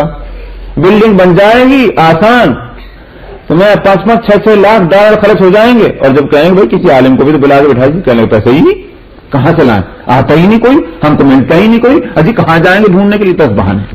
کیوں؟ امپورٹنس نہیں اس کے دماغ میں. جس روز امپورٹنس پیدا ہوگی تو اس ملک میں، اور یہ عجیب بات ہے، مجھے اصل میں ایک پریشانی ہے، وہ میں پریشانی ظاہر کرتا ہوں تو افسوس یہ کہ لوگ اس کو بھی نہیں سمجھتے. پریشانی یہ ہے کہ آج جو ملک کے حالات ہیں، نہیں کہا جا سکتا کہ یہ کل کیا ہونے والا ہے. آج جو سہولتیں اس ملک میں حاصل ہیں، کل کو بھی وہ سہولتیں رہیں گی نہیں رہیں گی ہم کو پتا نہیں ہے. اور یاد رکھیے، مجھے ڈر اس بات کا ہے کہ وہ سہولتیں اگر ختم ہوں گی، ہو سکتا ہے کہ میرا وہم ہو، وہ بھی ہماری وجہ سے ہوں گی. دوسری قوموں سے کوئی ڈر کسی کو نہیں، ہم سے سب سے زیادہ ڈر ہے، اور اس کا اثر ہم پر ہی پڑے گا سب سے زیادہ. آج ہم بلانا چاہیں تو دنیا کے ہر کونے سے آدمی کو بلا کے رکھ سکتے ہیں، کسی بھی بہانے سے ہو، کسی بھی طریقے. کل کو اگر ایسی صورت ہوگی ہم نہیں بلا سکتے، پھر کیا ہوگا؟ اسی لیے میں لوگوں سے کہتا ہوں، خدا کے بندو، موقع سے فائدہ اٹھاؤ. اس وقت